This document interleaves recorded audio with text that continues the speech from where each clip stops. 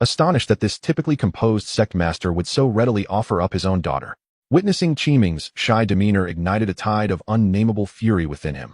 How dare this despicable woman, whose identity remains unknown, attempt to attach herself to him? His heart seethed with rage, yet he dared not display it, merely grinding his teeth in silence. His gaze, however, shifted restlessly, hinting at the turmoil of thoughts within. Not far away, Yanbei stroked his chin, nearly succumbing to the temptation of agreeing when he heard this. The sect master of Qingyun certainly knows how to make sacrifices, offering not only the position of junior sect leader and resources, but now even his daughter. He gazed at Qiming standing before him, and an image of her flawless form ignited a fervor within him. The notion of desire is but an illusion, and yet, amid this fervor, he recited a silent mantra to keep his impulses in check. What a fierce Qingyun, nearly disrupting my path. With a heart devoid of women, I shall naturally attain enlightenment. Yanbei closed his eyes, regulating his breath to dispel thoughts of Qiming. Chapter 20. The betrayal of the Holy Sun. Time passed, and Qingyun's composure seemed to wane. Despite offering such generous terms, even wagering his own daughter, there remained no sign of movement from the other party. Brother, do you think this mysterious genius will truly appear? Linger inquired, her eyes wide with anticipation as she looked at Yanbei. I doubt he will show himself, Yanbei replied with a gentle smile and a shake of his head. How can you be so sure this enigmatic figure won't emerge? Could it be that you are the mysterious one, brother? Linger teased, her gaze fixed on Yanbei, a playful grin on her face.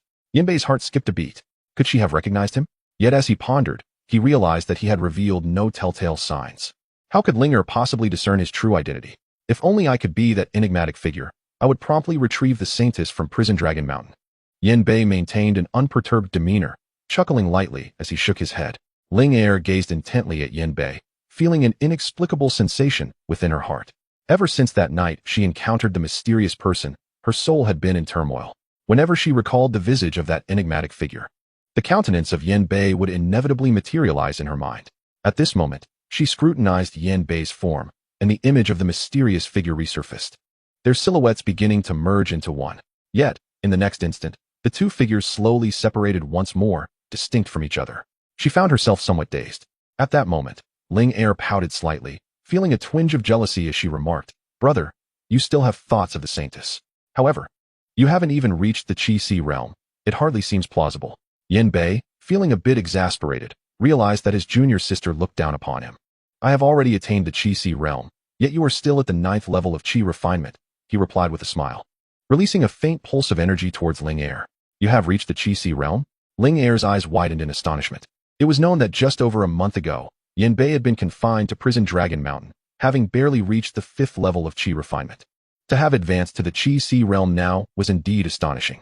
Yanbei smiled, thinking, little girl, if you were to learn that I have already reached the primordial spirit realm, I wonder what expression would grace your face. Meanwhile, Qingyun was presenting various offers. Yet Yanbei remained utterly unfazed. Qingyun's expression soured. He had laid all his cards on the table, leaving only the position of sect master unoffered. Yet, at this moment, he realized that even relinquishing the sect master position would not guarantee the other party's emergence. This mysterious genius held no regard for the conditions he proposed. Enough, everyone disperse. Qingyun slumped wearily into his chair, gesturing dismissively at the disciples below. He could not even muster the energy to say anything to salvage his dignity. The disciples, wearing expressions of regret, gradually departed. Though envious and jealous, everyone yearned to behold the countenance of this unparalleled genius with their own eyes. Old 7.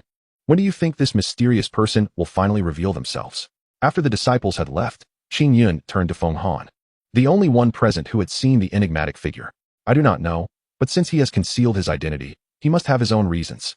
I believe we should allow things to unfold naturally. Perhaps he will appear when the time is right. Feng Han replied with a wry smile. The elders exchanged glances, realizing that Feng Han's words amounted to little. That night, after feasting at the Snowstorm Hall, Yanbei strolled leisurely towards Prison Dragon Mountain, humming a melody. Feng Han had urged him more than once to remain at the Snowstorm Hall that night, but Yanbei had resolutely declined, justifying his decision by stating he could not succumb to complacency and must return to Prison Dragon Mountain for focused cultivation. Feng Han felt a sense of relief, believing that Yanbei had finally matured. However, Yanbei's true reason for not wanting to stay at the Snowstorm Hall was his fear of sleeping too soundly the following day and forgetting to sign in. Beneath the moonlight, I gazed longingly towards the northern expanse, singing joyfully as I journeyed forth. He did not employ his cultivation skills, opting instead to walk at a leisurely pace, which rendered his progress quite slow. Time passed, though its length was indeterminate. Eventually, he arrived at the foot of a forest near Prison Dragon Mountain. Just as he contemplated leaping to the summit, he paused, a soft sound escaping his lips. His gaze fixated upon a particular spot within the woods. He sensed a subtle wave of energy emanating from this forest, a phenomenon he might not have detected had he not already entered the realm of the primordial spirit. With nothing pressing to attend to, he muttered to himself and vanished from sight in an instant. A moment later, he reappeared high above a secluded corner of the forest. Looking down, his expression transformed into one of intrigue. Below him, a translucent white shield enveloped the area, a spatial barrier encasing the scene entirely. Within this barrier, two factions were locked in a standoff. To his astonishment, he recognized both parties. What had caused the Holy Sun of Qingyun and Qiming to suddenly find themselves at odds? Perched upon the clouds, Yanbei regarded the unfolding drama below with puzzlement. Holy Sun, you dispatched a message claiming you were in peril, prompting my immediate arrival with reinforcements. Yet here we find ourselves ensnared. What is the meaning of this? Qiming's brow knitted in confusion. She pondered when she might have offended the Holy Sun, who now sought to imprison her in this place. It had been merely an hour prior that the Holy Sun of Qingyun had sent a missive to Qiming, declaring he was in danger and urging her to come to his aid. Without a second thought, she had set out with several elders from her sect, leaving Qingyun, who had just returned from the Red Sea relic and was in closed-door meditation, undisturbed. However, upon their arrival, they discovered it was all a cunning trap laid by the Holy Sun. Qiming, all of this is your fault, and your worthless father-s. You have forced my hand. The Holy Sun of Qingyun shouted, his eyes aflame with rage.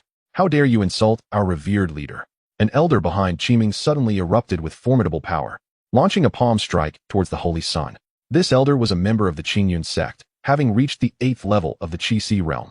Qiming's expression darkened instantly, knowing her father would be profoundly disheartened by the Holy Sun's betrayal, having treated him as a favored disciple and allocated significant sect resources in his favor. Ants begone. A furious voice thundered from beside the Holy Sun, as a masked figure extended his hand to meet the oncoming assault from the elder. Boom. The clash of two immense energies sent the elder hurtling backward like a cannonball. Crumpling to the ground, her pallid face betrayed her shock, her eyes wide with fear as she stared at the figure behind the Holy Sun. In that moment, she could no longer contain herself, and with a sudden gasp, she coughed up blood, her expression one of horror as she uttered, "Thunder Tribulation Realm." Before she could say more, she succumbed to unconsciousness.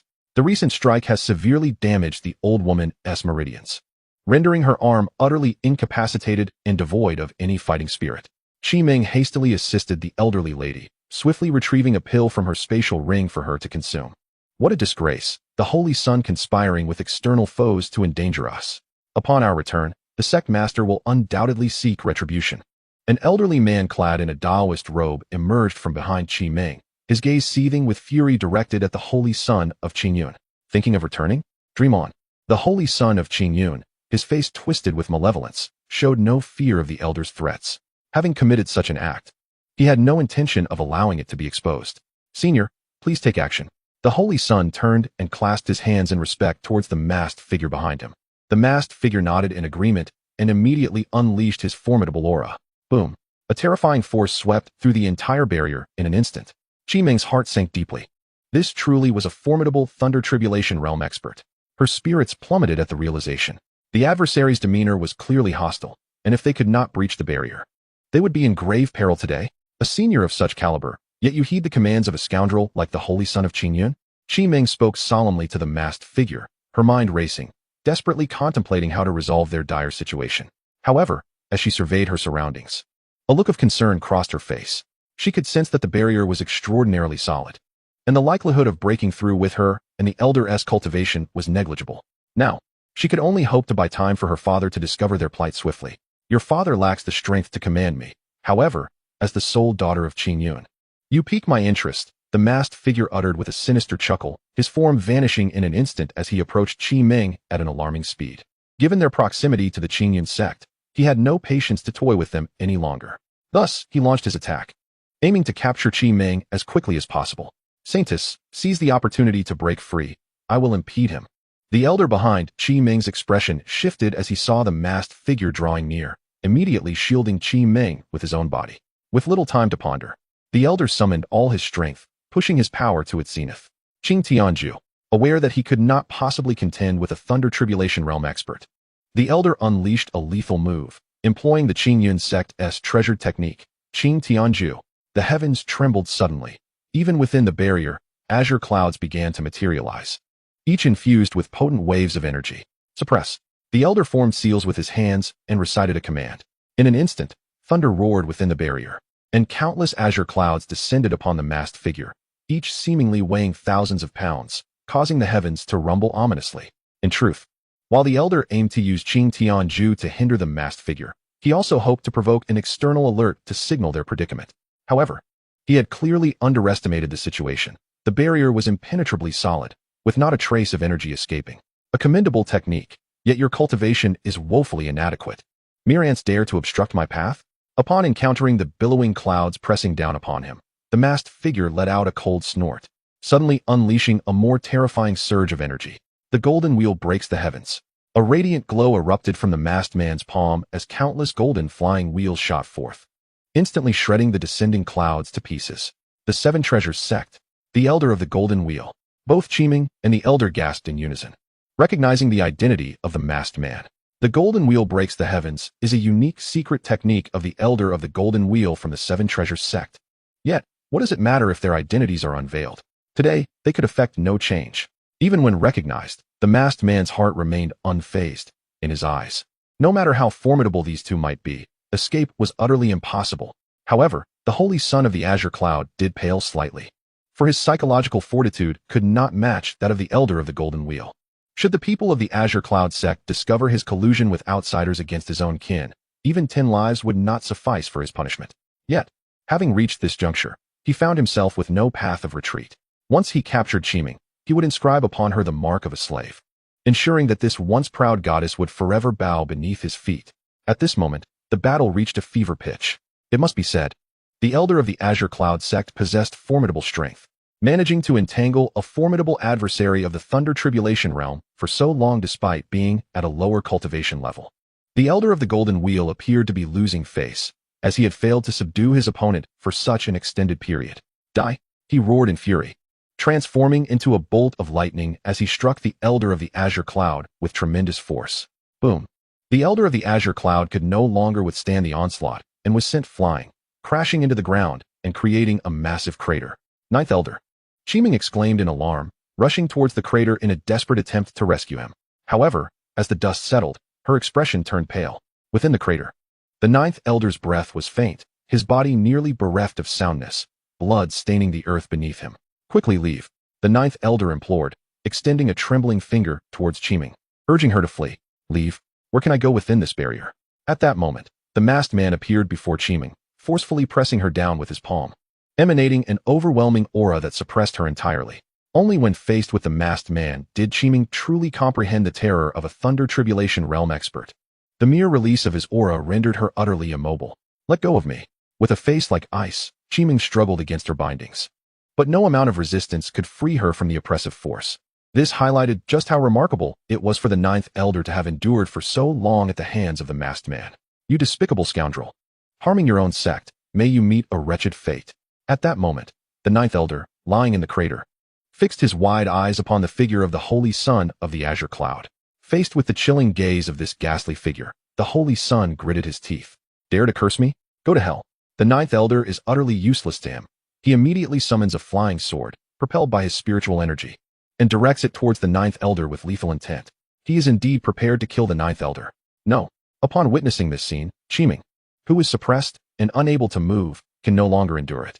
She does not know where the strength comes from, but she suddenly breaks free from the oppressive aura and rushes towards the ninth elder in the pit. Chapter 22. I am no predecessor inside the spatial barrier. Despair fills Qiming's heart. She realizes she has fallen into a dire predicament. The two elders who accompanied her, one gravely injured and unconscious, the other devoid of fighting capability, cannot assist her. She knows she stands no chance against the Golden Wheel elder. Her father is likely unaware of the circumstances here, meaning no one will come to her aid. A flicker of resolve flashes in Qiming's eyes as she sees the flying sword unleashed by the holy son of Qingyun. Gritting her teeth, she does not hesitate to meet it head-on with her own body. How could she not understand the intentions of the holy son? Rather than suffer humiliation at his hands, she would prefer to embrace death.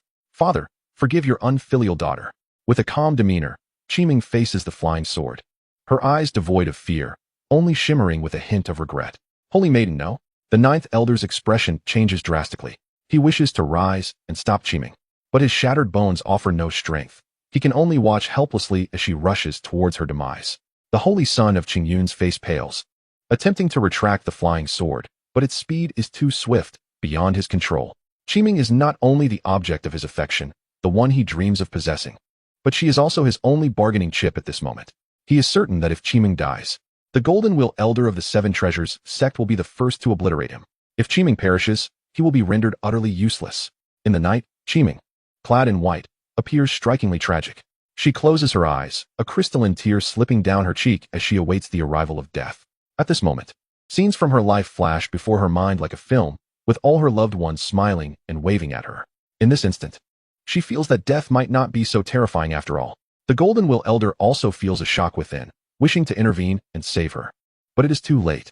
He has expended tremendous effort to capture Qiming alive, and now such a calamity has befallen them. How will he explain this upon returning to the Seven Treasures sect? The thought of Qingyun's rage upon discovering his daughter's death sends a shiver down his spine. But just then, as everyone believes Qiming is about to be pierced through by the flying sword, a gentle breeze sweeps in, accompanied by a soft sigh. The holy son of Qingyun and the others widen their eyes in disbelief at the unfolding scene. In the blink of an eye, a blurred figure descends from the heavens, treading upon mist with incredible speed, appearing before Qiming in an instant. The figure stretches out 2 fingers and firmly clamps down on the thrusting sword. Qiming's previously tightly shut beautiful eyes tremble slightly. Shouldn't she have already succumbed to death? How could it be that no sensation of pain had ever manifested? She slowly opened her eyes, her beautiful gaze widening in disbelief. Before her stood a tall figure. Yanbei stood in the center, letting out a gentle sigh. He had never intended to intervene. Within the Qingyun sect, the only individuals he cared for were his master and Linger, while he felt indifferent towards everyone else. Even when several elders had just been slain, he remained unfazed, as it was of no concern to him. He had never interacted with them. However, the situation with the Saintess of Dream was different in his heart. His imprisonment in the prison Dragon Mountain was indeed due to having inadvertently seen the Saintess bathing, an offense that was orchestrated entirely by the Holy Sun. Consequently, when the Holy Sun sought to eliminate him, it was the Saintess who, despite their past, interceded on his behalf. Otherwise, before his master emerged from seclusion, he would have already been offered to the beasts. Faced with a man who had once spied on her, the Saintess still chose to overlook their past grievances to plead for him. Could any other woman have done the same? Thus, upon witnessing the imminent demise of Qiming, he could not restrain himself from intervening. Qiming stared blankly at the figure before her. Even she had not anticipated that someone would come to her rescue at such a critical moment. Who are you, and how did you enter my barrier? Elder Jean Luan's expression changed drastically. This person had appeared without warning, and even he could not discern how they had materialized. Just an outsider, came the nonchalant reply, as if he were truly an uninterested bystander. With a snap, Yanbei effortlessly shattered the flying sword between his fingers, causing those present to raise their brows in surprise. To break a spiritual-grade flying sword with merely 2 fingers instilled a sense of trepidation in Elder Jean Lun. Upon witnessing this display, Qiming's beautiful eyes sparkled with hope. Senior, please help us. The Qingyun sect will not forget your kindness. With the emergence of this mysterious powerhouse, this was her only chance for survival, and she would not let it slip away. Senior, I am no such thing. Yanbei chuckled softly, shaking his head as he slightly diminished the chaotic aura surrounding him, revealing the attire of an ordinary disciple of the Qingyun sect, wishing to convey his youth. Being a young man, being called senior felt like an affront to his age. Yet, upon seeing Yanbei's garb, Qiming's expression faltered. An ordinary disciple of the Qingyun sect? No, wait. She suddenly recalled the mysterious prodigy her father had been searching for throughout the day, who had donned a similar appearance, shrouded in mist, their true identity obscured. Dressed in the attire of an ordinary disciple of the Qingyun sect. Who else could this be but that legendary prodigy? Even the holy son of Qingyun was momentarily taken aback before swiftly regaining his composure. Among the ordinary disciples of the Qingyun sect, only that enigmatic figure could possess such prowess. He glared at Yanbei with venomous eyes. The progress he has made today is entirely due to the individual before him. If it were not for the immense pressure exerted by Yanbei, would he have dared to take such reckless risks? Immediately, the holy son of Qingyun rushed to the side of Elder Jean Luan, whispering something in his ear. Are you the mysterious disciple sought by my father? At this moment, Qiming's enchanting eyes sparkled as she gazed at the enigmatic man before her, her heart racing unexpectedly. I suppose so, Yanbei replied with a wry smile, unable to deny that Qiming's beauty left him in awe each time they met. Although he was uncertain how she had entered the barrier, He assumed that if entrance was possible, so too was escape. Hurry and flee to inform my father. This person is a formidable force at the Thunder Tribulation stage. You cannot hope to contend with him. Qi Ming urged Yin Bei urgently, desperate for him to leave the dangerous scene. She observed the holy son of Qin Yun whispering to Elder Jinluan, and she feared it could only spell trouble. The only chance to save them all lay in summoning her father. Just then, however, Elder Jinluan declared, I know not how you managed to get in, but it is too late to leave now. He soared into the air, infusing energy into the spatial barrier, rendering it even more impenetrable. Witnessing this, Qi Ming's heart sank, her complexion turning pale. It was over. They could not escape now. Thunder Tribulation stage, you needn't worry with me around, Yin Bei said with a light chuckle, his demeanor calm and composed, exuding an unexplainable nonchalance. Since he had descended to rescue everyone, he had no intention of fleeing. However, when Qi Ming heard his words, she was momentarily taken aback. With me here, there is no need for concern. This seemingly casual statement filled Qi Ming with an inexplicable sense of security. Chapter 23. Annihilation of Elder Jinluan. Qi Ming's cheeks flushed as she softly responded and retreated behind Yin Bei, her beautiful eyes sparkling as she scrutinized the mysterious genius from the Qingyun sect. In that moment, her heart felt remarkably tranquil, as if she had forgotten the peril surrounding her. She sensed that even if the heavens were to collapse, this man before her would bear the weight of it all.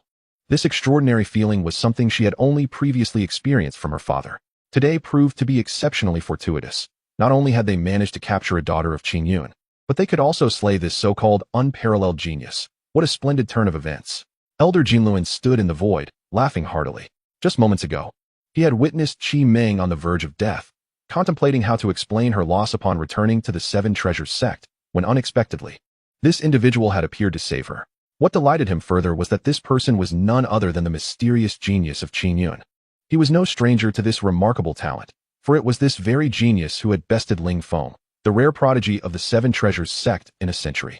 At that time, Ling Feng was at the peak of the Sea of Qi stage, and now, merely a month later, it was unlikely that this mysterious genius had surpassed the Thunder Tribulation stage.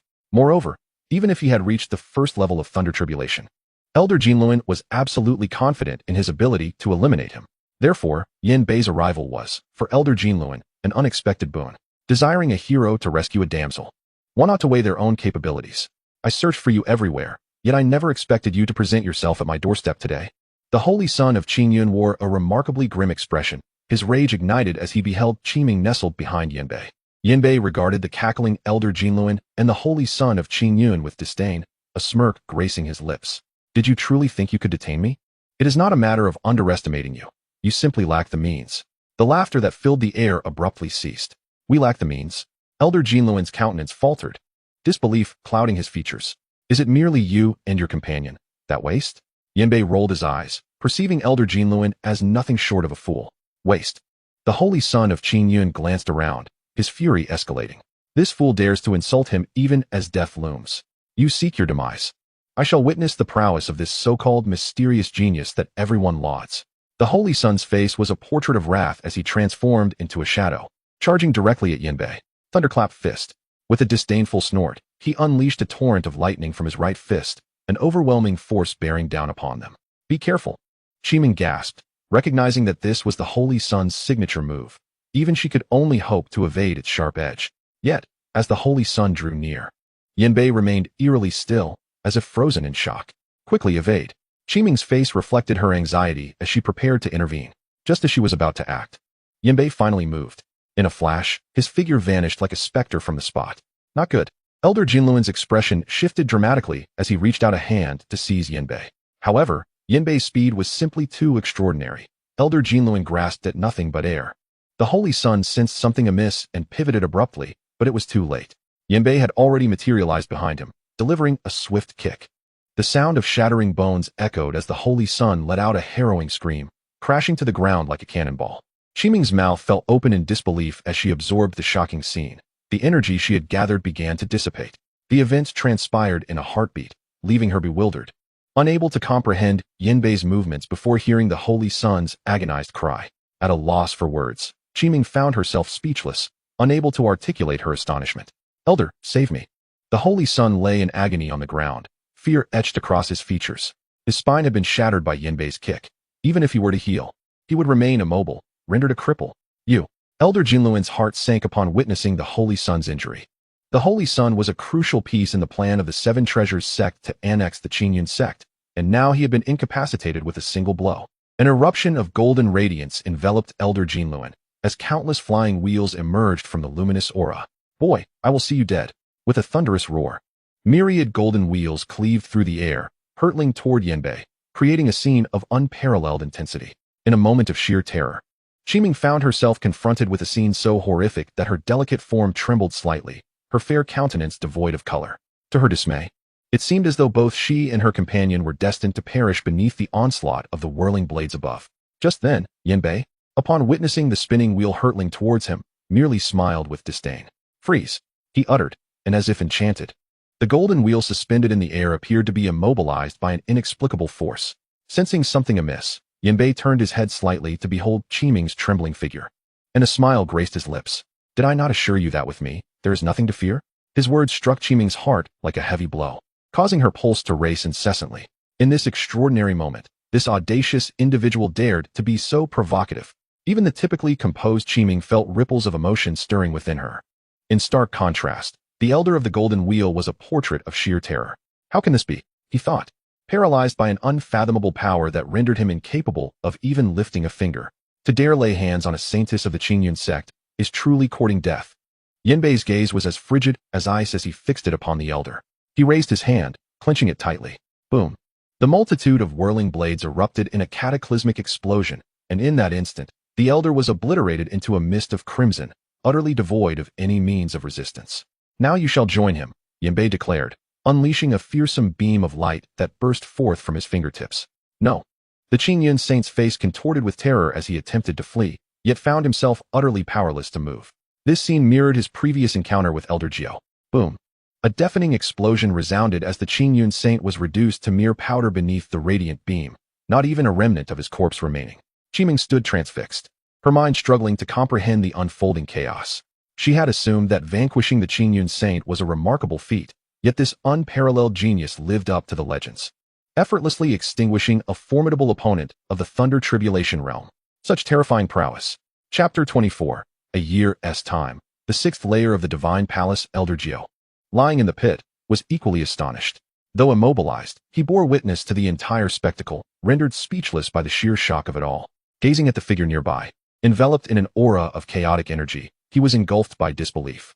Is this truly a disciple of the Qingyun sect? How is it that this prodigious talent seems stronger than even the sect master? "Now that this matter is concluded, I shall take my leave," Yanbei remarked, casually gesturing to dissolve the spatial barrier that had left Qiming and the others helpless. "Wait," Qiming instinctively exclaimed. "Is there something else?" Yanbei inquired, momentarily taken aback. "What is your name?" Qiming, usually dignified and graceful, now exhibited a hint of bashfulness. It dawned on Yanbei that she sought to know his name, as he had intended to perform a good deed anonymously. After some contemplation, he resolved to reveal his identity, for he was weary of being referred to only as the unparalleled genius or the mysterious figure within the sect. "You may call me Master Wulong." Yanbei pondered for a moment and realized that no name seemed fitting for him. Then it occurred to him that he spent his days on the imprisoned Dragon Mountain, reclining on a straw mat. Referring to himself as Master Wulong seemed quite appropriate. After all, it would be absurd to call himself Master Straw. He repeated the name silently and found nothing odd about it. Instead, he felt an ineffable elegance within the name, and upon closer reflection, he sensed a burgeoning ambition intertwined with it, suggesting that this individual was far from ordinary. "Master Wulong, I am grateful for your timely rescue. Upon my return, I shall ensure my father expresses his gratitude properly," Qiming said to Yanbei, her cheeks flushed. It was but a trifling matter, no need to dwell on it. "Farewell," Yanbei replied with a wry smile, shaking his head. He was reluctant to reveal his true identity. His figure dissipated into fragments of light, gradually vanishing. "Master Wulong, when might we meet again?" Qiming gazed at Yanbei's receding form, her heart racing. "In due time, fate will bring us together again," Yanbei's voice echoed, elusive and distant, making it hard to grasp. "I shall await you." Qiming's exquisite visage radiated determination. Observing Qiming's demeanor, the ninth elder, resting nearby, recognized that the saintly maiden had developed feelings for the mysterious youth. "Oh, foolish girl," he sighed, his heart filled with mixed emotions and a tinge of concern. Though Qiming was a saintess and her father the sect leader, bestowing upon her a revered status within the Qingyun sect, he sensed that Yanbei was no ordinary individual. How could such a minor sect like Qingyun possibly harbor such a formidable dragon? Yet, he kept these thoughts to himself. Everyone has their own destiny, impervious to external interference. Whether it be good or ill, the outcome can only be discerned through experience. Since Yin Bei rescued Qimeng, the sect had erupted with fervor. What astonished everyone was that the saintly son, who had ardently admired Qimeng, had conspired with outsiders to undermine her. When this news broke, many were incredulous. However, once the saintess herself recounted the events, the disciples were left in shock. Among her revelations, the most astonishing was the mention of the one called Master Wulong. It was then that the disciples, including the elders, first became aware of the name of this enigmatic genius within the sect. Thanks to Master Wulong's intervention, the saintess was spared from grave peril. Upon hearing the details, many disciples could not help but feel a wave of concern for the saintess. Master Wulong truly is remarkable. He perceived the spatial barrier that even the sect leader could not detect, suggesting his cultivation might surpass that of the leader. A disciple whispered to a companion, unmasking his admiration.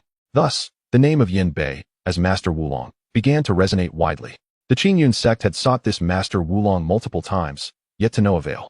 No one within the sect bore such a title. Nevertheless, the people had grown accustomed to it. If this enigmatic genius were so easily exposed, he would no longer be who he is. Following that fateful night when he rescued Qimeng, Yin Bei's life gradually returned to its former state.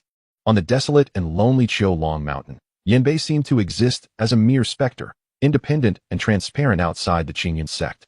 Aside from his daily attendance, he took it upon himself to commence rigorous cultivation. The rewards were commensurate with the effort he invested. As time flowed, his cultivation quietly advanced by leaps and bounds.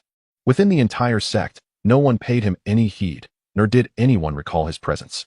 Except for Linger and Master Fenghan, who occasionally returned to check on him. Yin Bei often found himself alone in his practice. This solitude did not trouble him. When boredom struck, he would activate the space divine eye to observe the amusing happenings outside, finding solace in his whimsical distractions. Thus, the seasons changed, the days turned into months, and in the blink of an eye, he had spent a solitary year atop Qiulong Mountain. However, for a cultivator, a year is but a fleeting moment, scarcely noticed by anyone. Yet during this span, Yin Bei did not squander his time. Instead, he worked diligently, relentlessly pursuing strength without pause. Tomato, open the panel, he called out. At the sound of Yin Bei's summons, the little tomato in his consciousness radiated a starlight, promptly coalescing into a luminous screen before him. Host, Yin Bei, cultivation level, 6th stage of Divine Palace, Divine Techniques, Celestial Convergence. Heavenly Finger Technique, Space Divine Eye, Ghostly Shadow Disguise, Hand of the Heavens, Primordial Chi Cauldron, 500 fragments, through a year of dedicated effort. He had long since transcended to the Divine Palace realm. This level of cultivation marks him as the undisputed strongest within the Qingyun sect. Even the sect leader had only just managed to break into the nascent soul realm and was still in seclusion. The Divine Palace realm is indeed a rarity throughout the eastern region. Typically, such powerful cultivators are either the leaders of prominent sects or sovereigns wielding great power. This implies that if Yin Bei so desired, he could elevate the Qingyun sect into a formidable sect or even a nation with countless subjects. At present, his cultivation made him virtually invincible within a radius of 5,000 miles from the Qingyun sect. No one could stand as his equal. After all, the more formidable cultivators of the Four Extreme realm would never linger in this modest southern region of the eastern domain. As for those transcendent beings, or sages, they exist only in legend. Yin Bei had yet to hear tales of such terrifying entities. After a year of introspection, having broken through to the Divine Palace realm, Yin Bei's aura became increasingly inscrutable. Whether it was due to his elevated status, his demeanor underwent a significant transformation. His every gesture seemed to embody profound truths of the universe, emanating an inexplicable dignity that inspired fear in others. Yet, all these changes remained unnoticed. Chapter 25, The Blood God Cult. Meanwhile, in a mountain range countless distances away from the Qingyun sect, amidst the swirling mists, the towering mountains soar into the heavens, with majestic palaces standing resolutely, invoking an overwhelming sense of grandeur. This is the domain of the fearsome Blood God Cult, a sinister sect that has reigned supreme in this land for millennia, with no rival daring to challenge its authority. Within a radius of 10,000 miles, no faction or practitioner has the audacity to oppose the Blood God Cult. At this moment, within one of the grand halls of the cult, dozens of cloaked figures stand solemnly. In the center, a blood-red altar pulsates with energy, and all present gaze reverently towards it. Suddenly, a terrifying wave of energy emanates from the altar. Welcome, Master.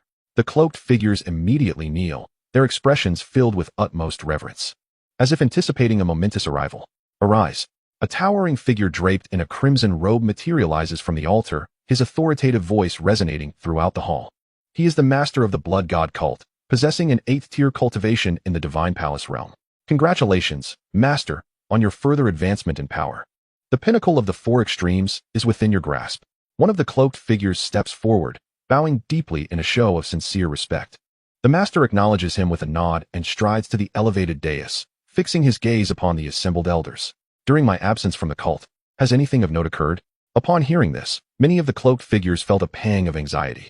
Reporting to the master, there have been no significant events within the cult, one elder replied, his voice steady despite the unease. The master fixates his unwavering gaze on the elder who spoke, sensing an ominous undertone in his words. No significant events, you say? Are you certain? The elder's demeanor shifts, and he kneels abruptly, fear evident in his voice. Master, please spare me. What has transpired? What exactly has happened? The master inquired, his brow furrowing with foreboding. Taking a deep breath, the elder steeled himself and declared, Master, a squad leader from the law enforcement hall recently stole one of our blood spirit talismans. What? The master's countenance darkens, his expression icy. You just informed me that there were no significant issues?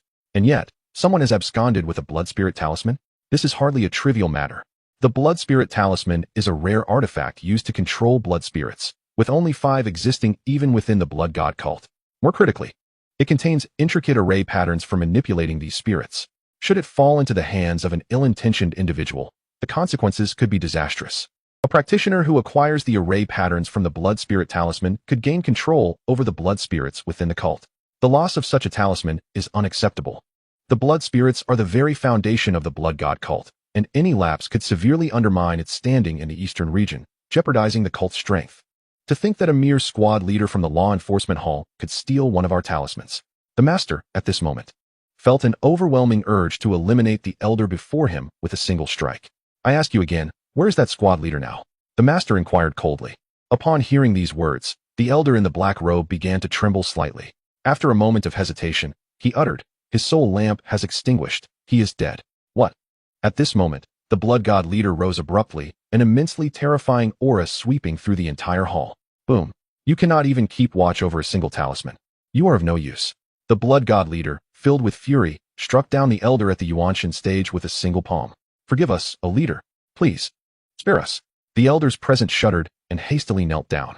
How can you expect me to quell my anger after such a grave incident? The blood god leader's expression darkened ominously. He even entertained the thought of exterminating all of them. Truly a bunch of useless fools. Amidst this tense atmosphere, an exceedingly ancient voice resonated from outside the hall. Do not panic. I possess a method that may help recover the talisman. An elderly man, his hair completely white, stepped into the hall. Upon seeing the elder, the blood god leader's expression softened. Father, it is an honor to see you, old leader. This elder was not only the current leader's father, but also the previous leader of the blood god sect. Father, did you just say you have a way to retrieve the talisman? The blood god leader approached the elder anxiously. Indeed. You merely need to drop a drop of your blood onto another blood spirit talisman, and it will resonate, guiding you to the location of the lost talisman. The elder extended his withered hand and handed a blood spirit talisman to the blood god leader. Is it truly that simple? The blood god leader asked, somewhat skeptically. Were it not for the fact that this man was his father, he would genuinely doubt the veracity of such a claim, as even he was unaware of this method. The ancestors, when crafting the blood spirit talisman, foresaw such circumstances and left behind a contingency plan. As long as a practitioner of the blood god technique reaches the divine palace stage, they can employ this method to recover the lost talisman. The elder explained slowly. Though the elder was the previous leader, he had not practiced the blood god technique. Otherwise, he would have already led people to retrieve the lost talisman. Upon hearing this, the blood god leader wasted no time and swiftly sliced his fingertip. Drip! A drop of thick, rich blood fell onto the talisman just handed to him by the elder. At that moment, the blood god leader closed his eyes, feeling an inexplicable force guiding him from within. After a brief moment, I found it. The blood god leader exclaimed with great joy. Oh, where is it? The elder, upon hearing this, also rejoiced and quickly instructed someone to bring forth a map. The blood god leader examined the map before him, attentively sensing the direction indicated by that pulling force, and then pointed. It is here. Everyone fixed their gaze in that direction, the southern region of the eastern domain. Such a distance. No wonder it was not discovered. In the past year, the blood god leader had thoroughly searched a radius of thousands of miles, but had still been unable to locate the blood spirit talisman. Now, he realized that this talisman had been taken to the southern region of the eastern domain by the enforcement captain, which explained their failure to find it. Chapter 26. The arrival of the Hall Master. Now that we have discerned the location of the blood spirit talisman, where is the enforcement Hall Master? The blood god leader inquired solemnly upon returning to the hall. However, after waiting a moment, no one responded. To his astonishment, no one responded to him. Had these individuals truly become so emboldened?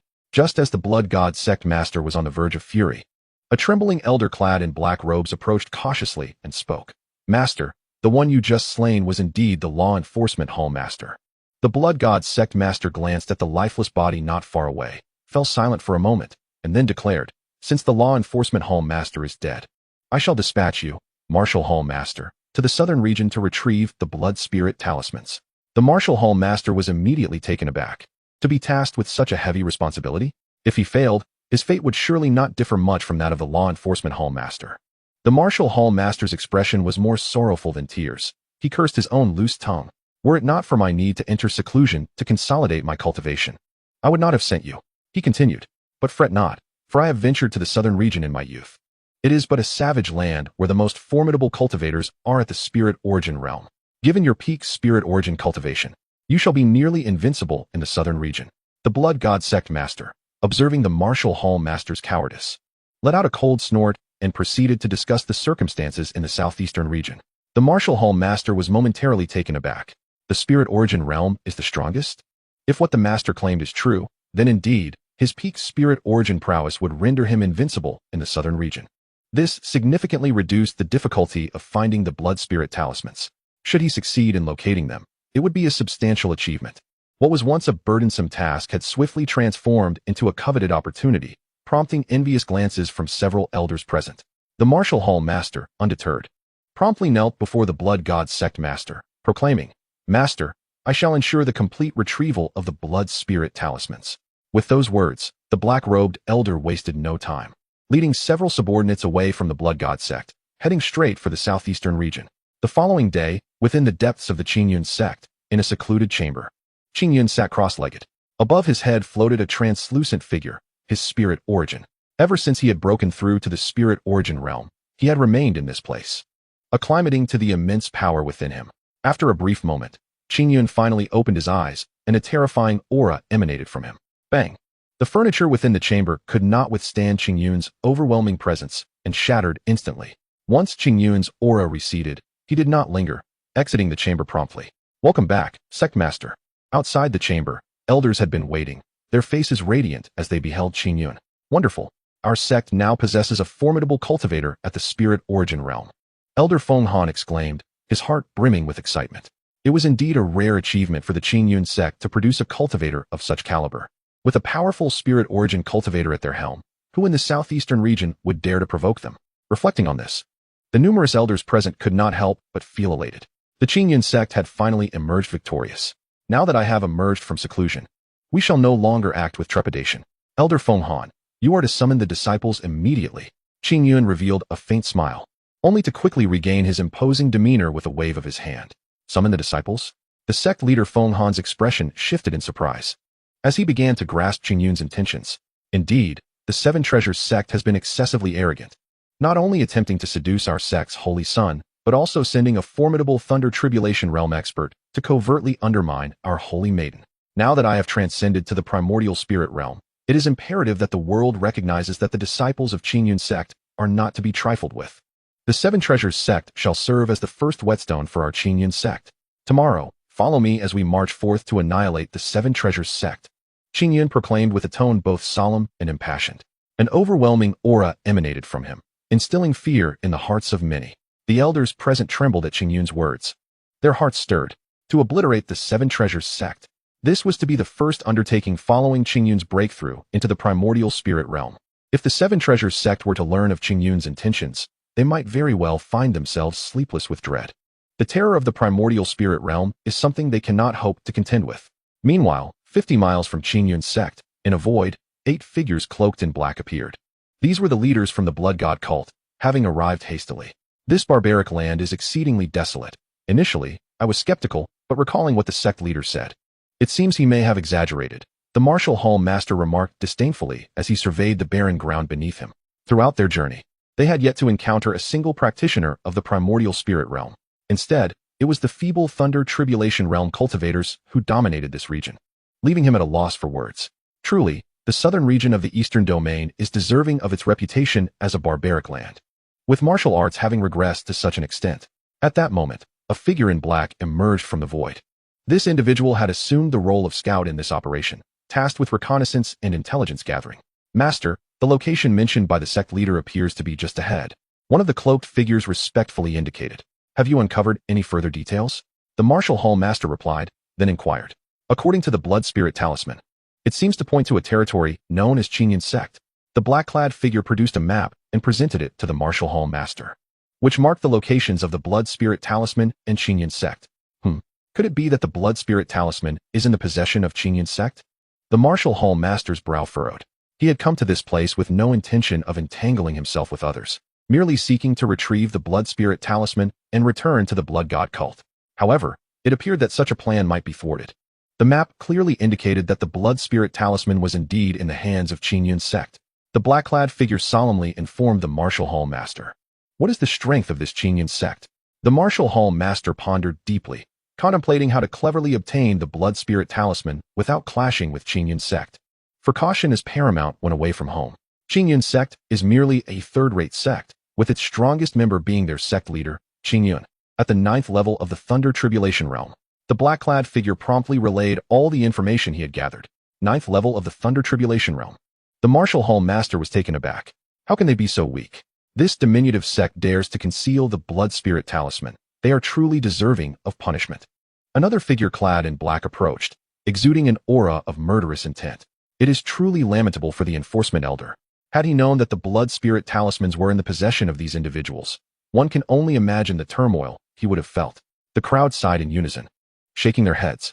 Although the Enforcement Elder perished at the hands of the sect leader, the root cause of his demise ultimately stemmed from the foolishly relinquished Blood Spirit Talismans. If the Enforcement Elder were to ascend to the heavens and learn that these insignificant beings held the talismans, he would surely be driven to despair, even in death. Why not simply eradicate the accursed Qingyun Sect and avenge the Enforcement Elder? A voice suggested. The others remained silent. After all, the Martial Hall Master was the commander of this operation, and none dared act without his directive. At that moment, the Martial Hall Master appeared conflicted, deep in thought. The Enforcement Elder had offered him assistance on numerous occasions within the sect. Now that an opportunity for vengeance presented itself, he was loath to let it slip away. Very well, Enforcement Elder, I shall unleash my fury for you just this once. The Blood God sect members, heed my command.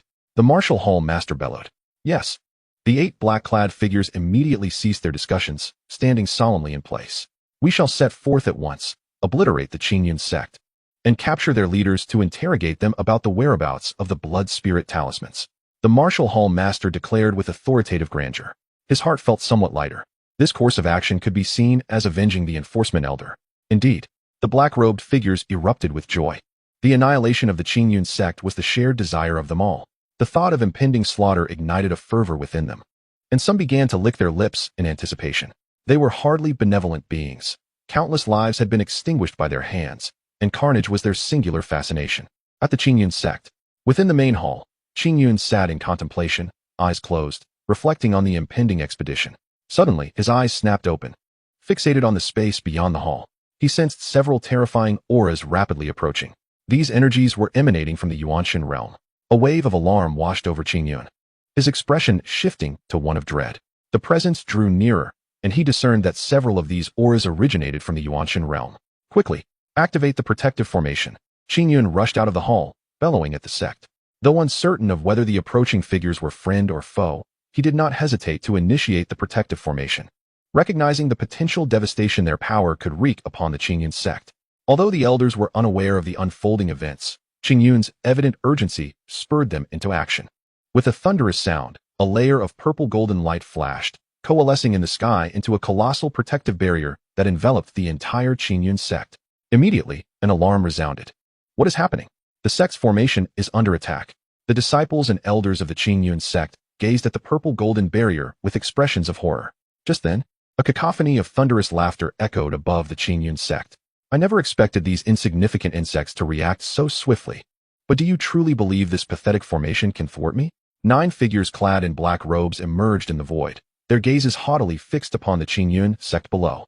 An invisible pressure emanated from these dark-clad specters, causing the protective formation of the sect to rumble ominously. As this astonishing aura enveloped them, a chill coursed through the hearts of all present. The oppressive force radiating from even a single black-robed figure surpassed that of the sect leader. Given that Qingyun is at the Yuanshan realm, did this imply that all these individuals were indeed masters of the same level? Within the Qingyun sect, the elders gathered around Qingyun, their expressions heavy with foreboding. Sect leader, what on earth is happening? When did so many Yuanshan realm experts appear? The terrifying presence instilled despair in every heart. They had only just reveled in Qingyun's breakthrough to the Yuanshan realm, and now, within a mere half-day, 9 mysterious Yuanshan masters had arrived at their doorstep. Qingyun's countenance darkened. I know not the reason, but I am certain these black-robed figures harbor ill intent. He had just been contemplating the annihilation of the 7 Treasures sect, yet today, his own sect faced impending doom. What shall we do next? Feng Han's expression was grave. For reasons unknown, an unsettling premonition flickered in his heart as he gazed at the 9 black-robed figures in the void. These individuals are Yuanshan realm experts, and I stand alone, no match for them. Qingyun's voice grew hoarse. Should the Qingyun sect truly be breached, I shall fight to hold off a few of them. You must flee at once. Qingyun's heart bore the weight of despair. With a resounding explosion, the protective formation of the Qingyun sect began to tremble violently, as if on the verge of collapse. The disciples within the sect turned pale in an instant. Qingyun realized that he could no longer evade the confrontation. He took deliberate steps toward the void, ultimately halting at the edge of the protective formation, gazing distantly at the 9 black-robed figures.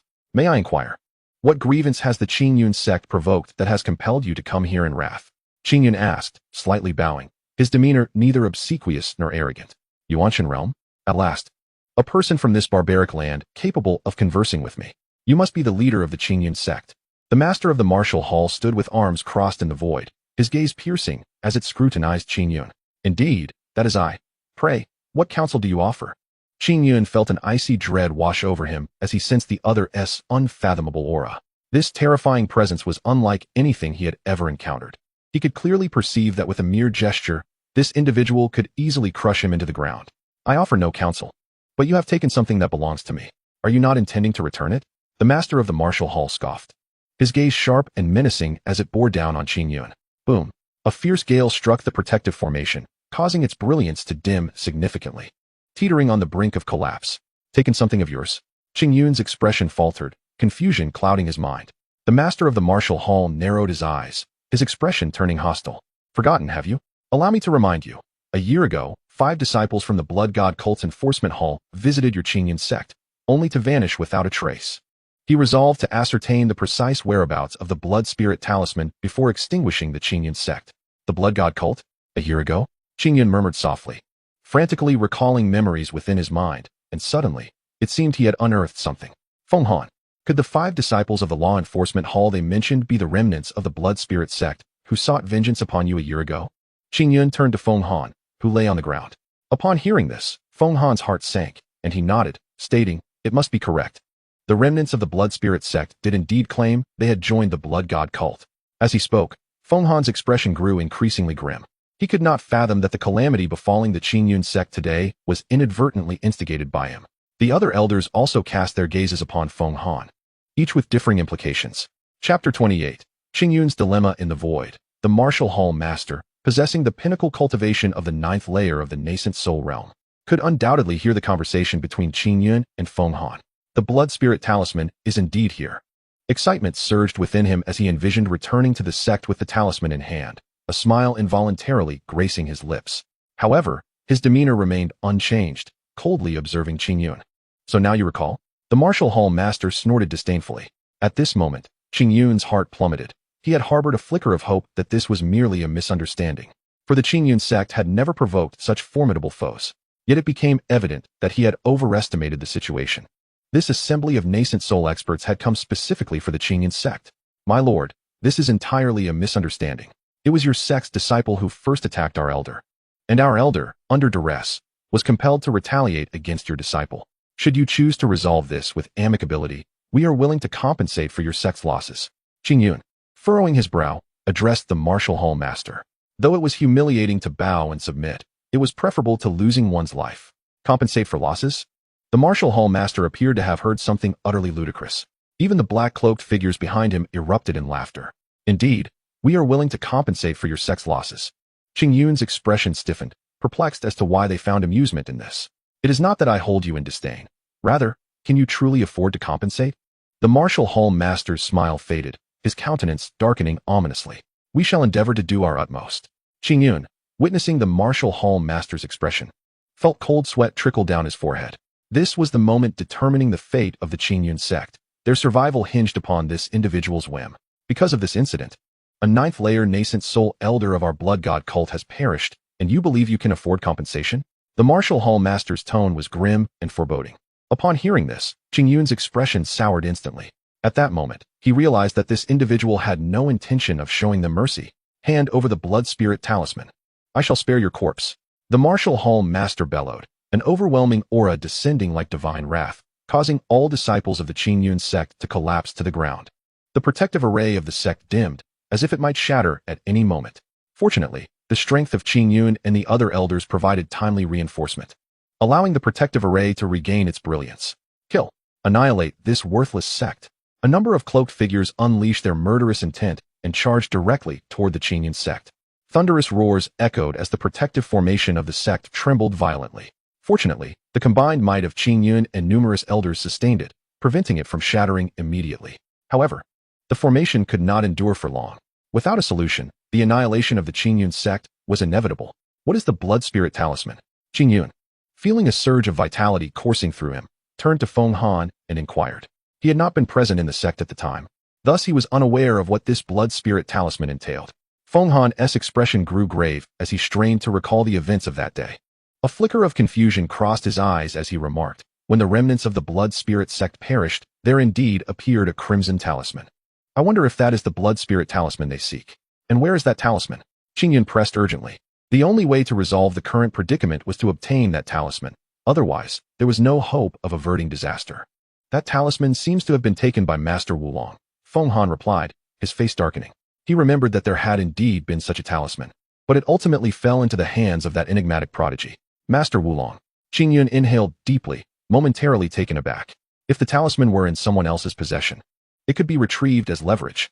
However, he still had no knowledge of who Master Wulong was. So how could he reclaim the talisman? Master, perhaps we should seek out Master Wulong and persuade him to retrieve the talisman. After all, he was the one who dealt with the killings. If he intervenes, they may not relentlessly pursue us. At that moment, an elder, trembling with fear, stepped forward. His courage had long since faltered. In his view, surrendering the blood spirit talisman and the murderous beast was the only hope for the sect's survival. The two elders accompanying him nodded in agreement, endorsing his sentiment. Foolishness. Qing Yun's expression darkened with fury. Master Wulong had once come to the sect's aid in times of peril and had saved a young girl from hostile forces.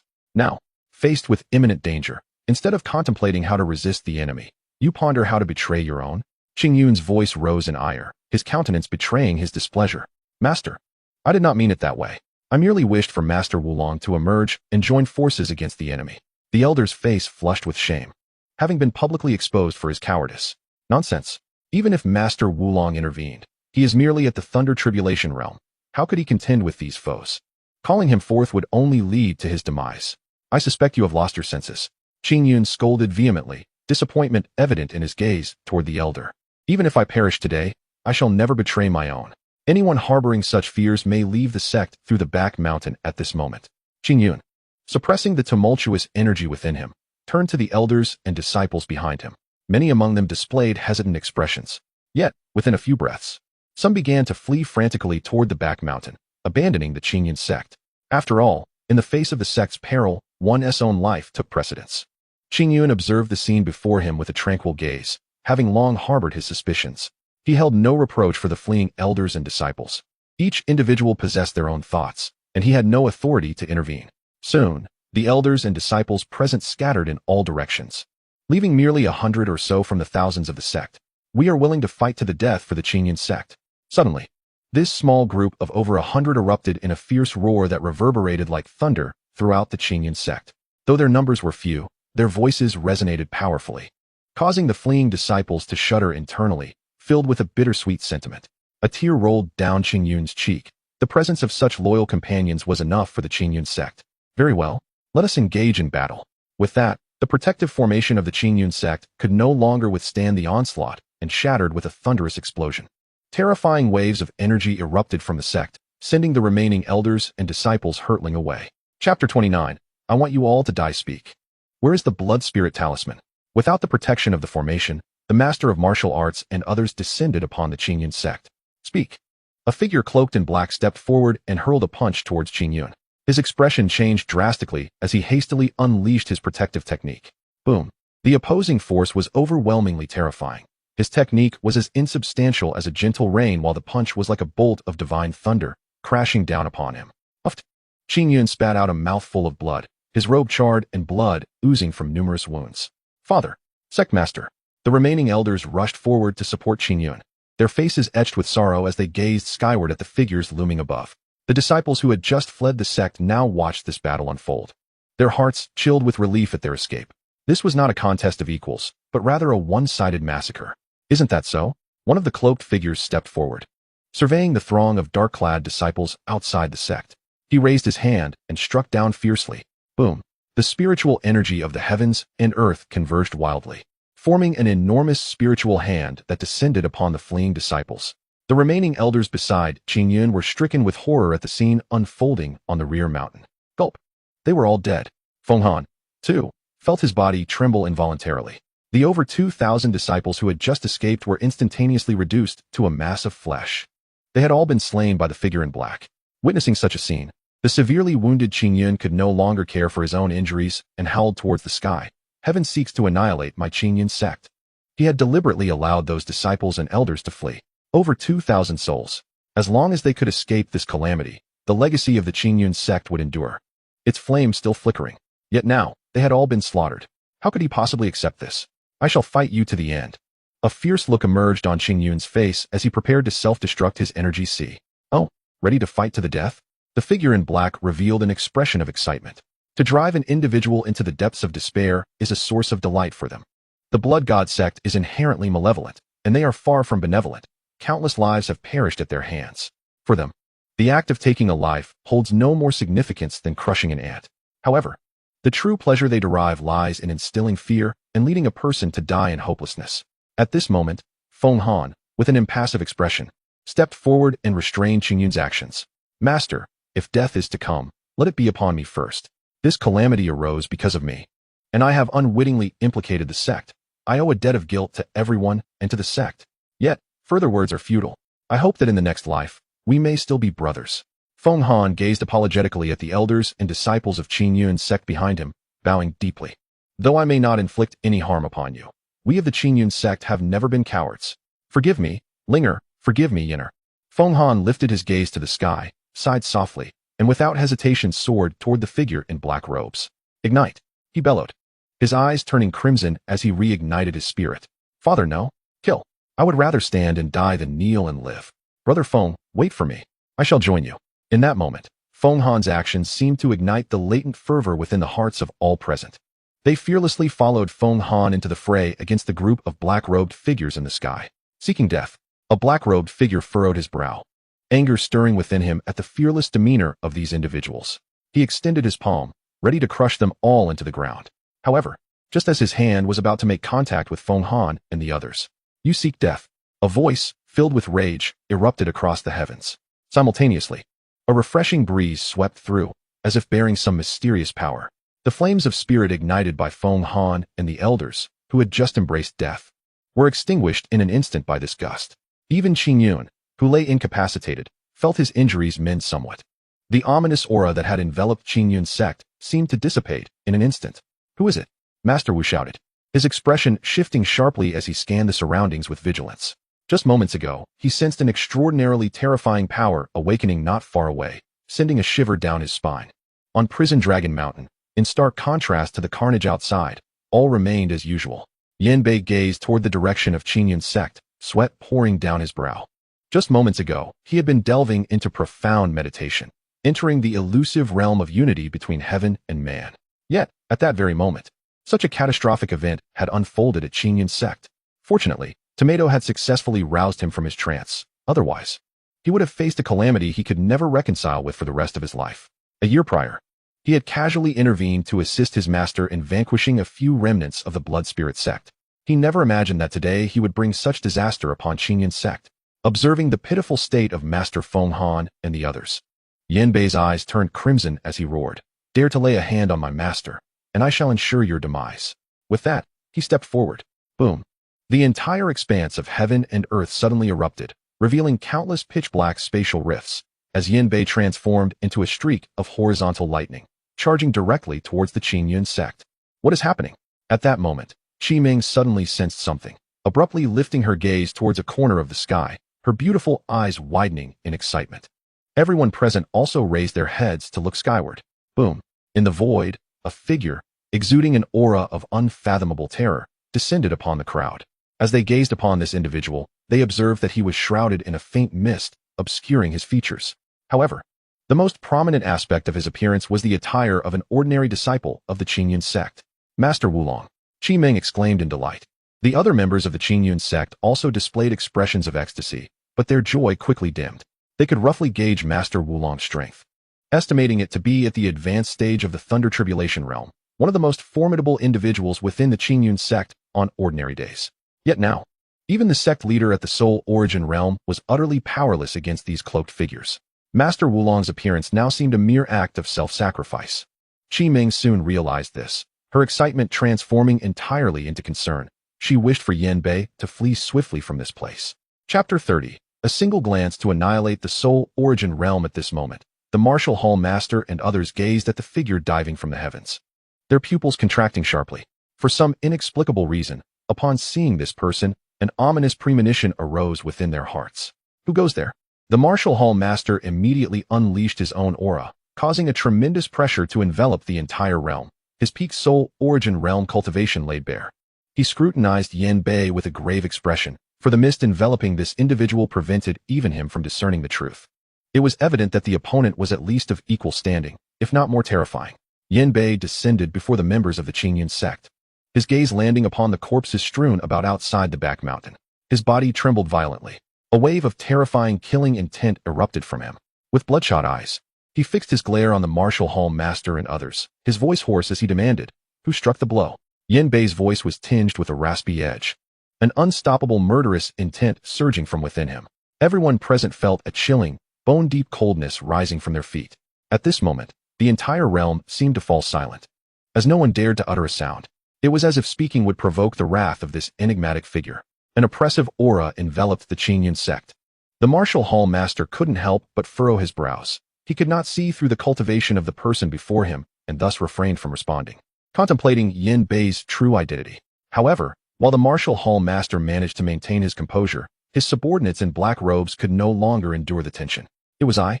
What do you intend to do?" One of the black-robed figures stepped forward, coldly regarding Yan Bei. Though he found this mysterious individual to be peculiar, he felt no fear, for their strength was virtually unrivaled in the southern region of the Eastern Domain. As long as no formidable being from the Divine Palace intervenes, no one can harm them. "Is it you?" Yan Bei suddenly lifted his head, fixing his gaze intensely on the speaking figure in the black robe.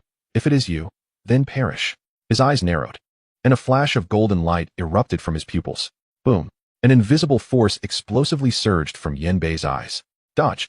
The Martial Hall Master's expression changed, attempting to pull back the black-robed figure. However, it was too late. The black-robed individual, standing still, was oblivious to what was unfolding, but in the next moment, the expression of the black-robed man changed drastically, blood streaming from his eyes, as he collapsed to the void, clutching his head in agony. Merely a breath later, the black-robed man ceased his movements, his body plummeting to the ground as if it had lost all sense of balance. His companions were about to catch him, but the Martial Hall Master intervened with a hand. "He is already dead." The Martial Hall Master inhaled deeply, casting a grave look towards Yan Bei. "What?" At that moment, not only did the members of the Blood God sect exclaim in shock, but even Qing Yun and others on the ground stared in disbelief at the figure in the void. "Dead?" Feng Han's mouth fell agape, gazing at the black-robed figure that crashed to the ground with a resounding thud, exclaiming in astonishment. A single palm strike that could slay thousands. Even the sect leaders of the Yuanshan realm found themselves powerless against such an existence. Yet this prodigious disciple had extinguished him with but a glance. What madness is this? It is utterly terrifying. The remaining black-robed figures now bore expressions of fear, edging closer to the martial hall master in search of a semblance of safety. After all, they still could not discern how this mysterious individual had dispatched their companion. If I am not mistaken, the technique you just employed was a mental attack, correct? The martial hall master said gravely. Yin Bei offered no reply, merely regarding him with a frigid stare. All who have come to Qin Yun's sect today shall perish. I never anticipated encountering a practitioner of mental prowess in this humble Qin Yun sect. How intriguing indeed. The martial hall master regarded Yin Bei with a sense of wonder. His expression remained calm as he continued. A blow like that must have drained your entire spiritual essence. It would be no easy feat to slay again, would it? Hee hee. Yin Bei's chilling laughter was eerie, sending shivers down the spines of those present. The power within his sea of consciousness was virtually boundless. The spiritual energy expended in that strike was but a trifling matter for him. Upon hearing the martial hall master's explanation, the members of the Blood God sect relaxed their previously taut nerves. However, expressions of concern emerged in the eyes of Qi Ming and her companions. It must be said, Yin Bei's recent maneuver had left them all in stunned silence. At that moment, the martial hall master, whose rage should have flared at the death of a Yuan Shun realm powerhouse from his faction, unexpectedly softened his demeanor. Might I inquire if you would be interested in joining the Blood God sect?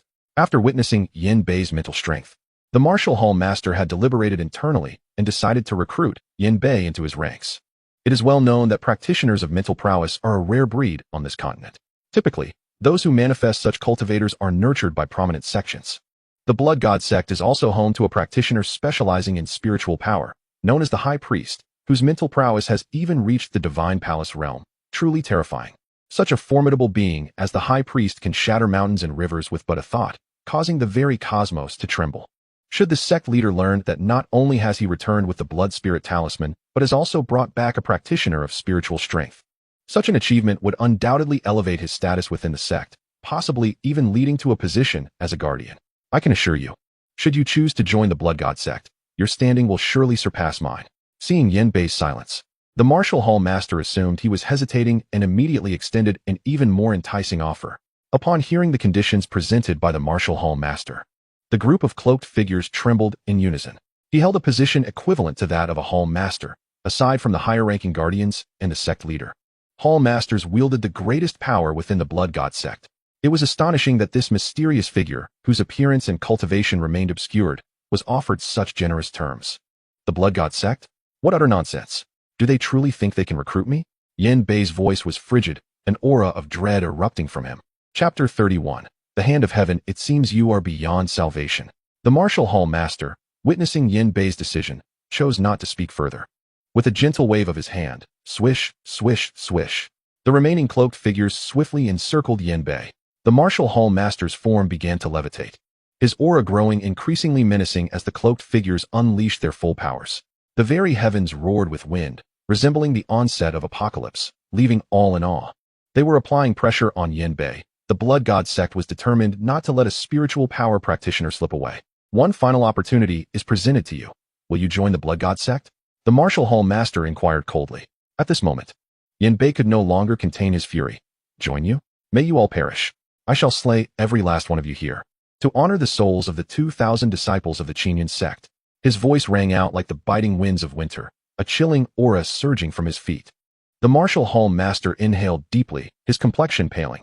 If that is the case, then let us fight. With a command, all cloaked figures surged towards Yin Bei, a deluge of treasures raining down upon him like a tempest. Mr. Wulong, be careful.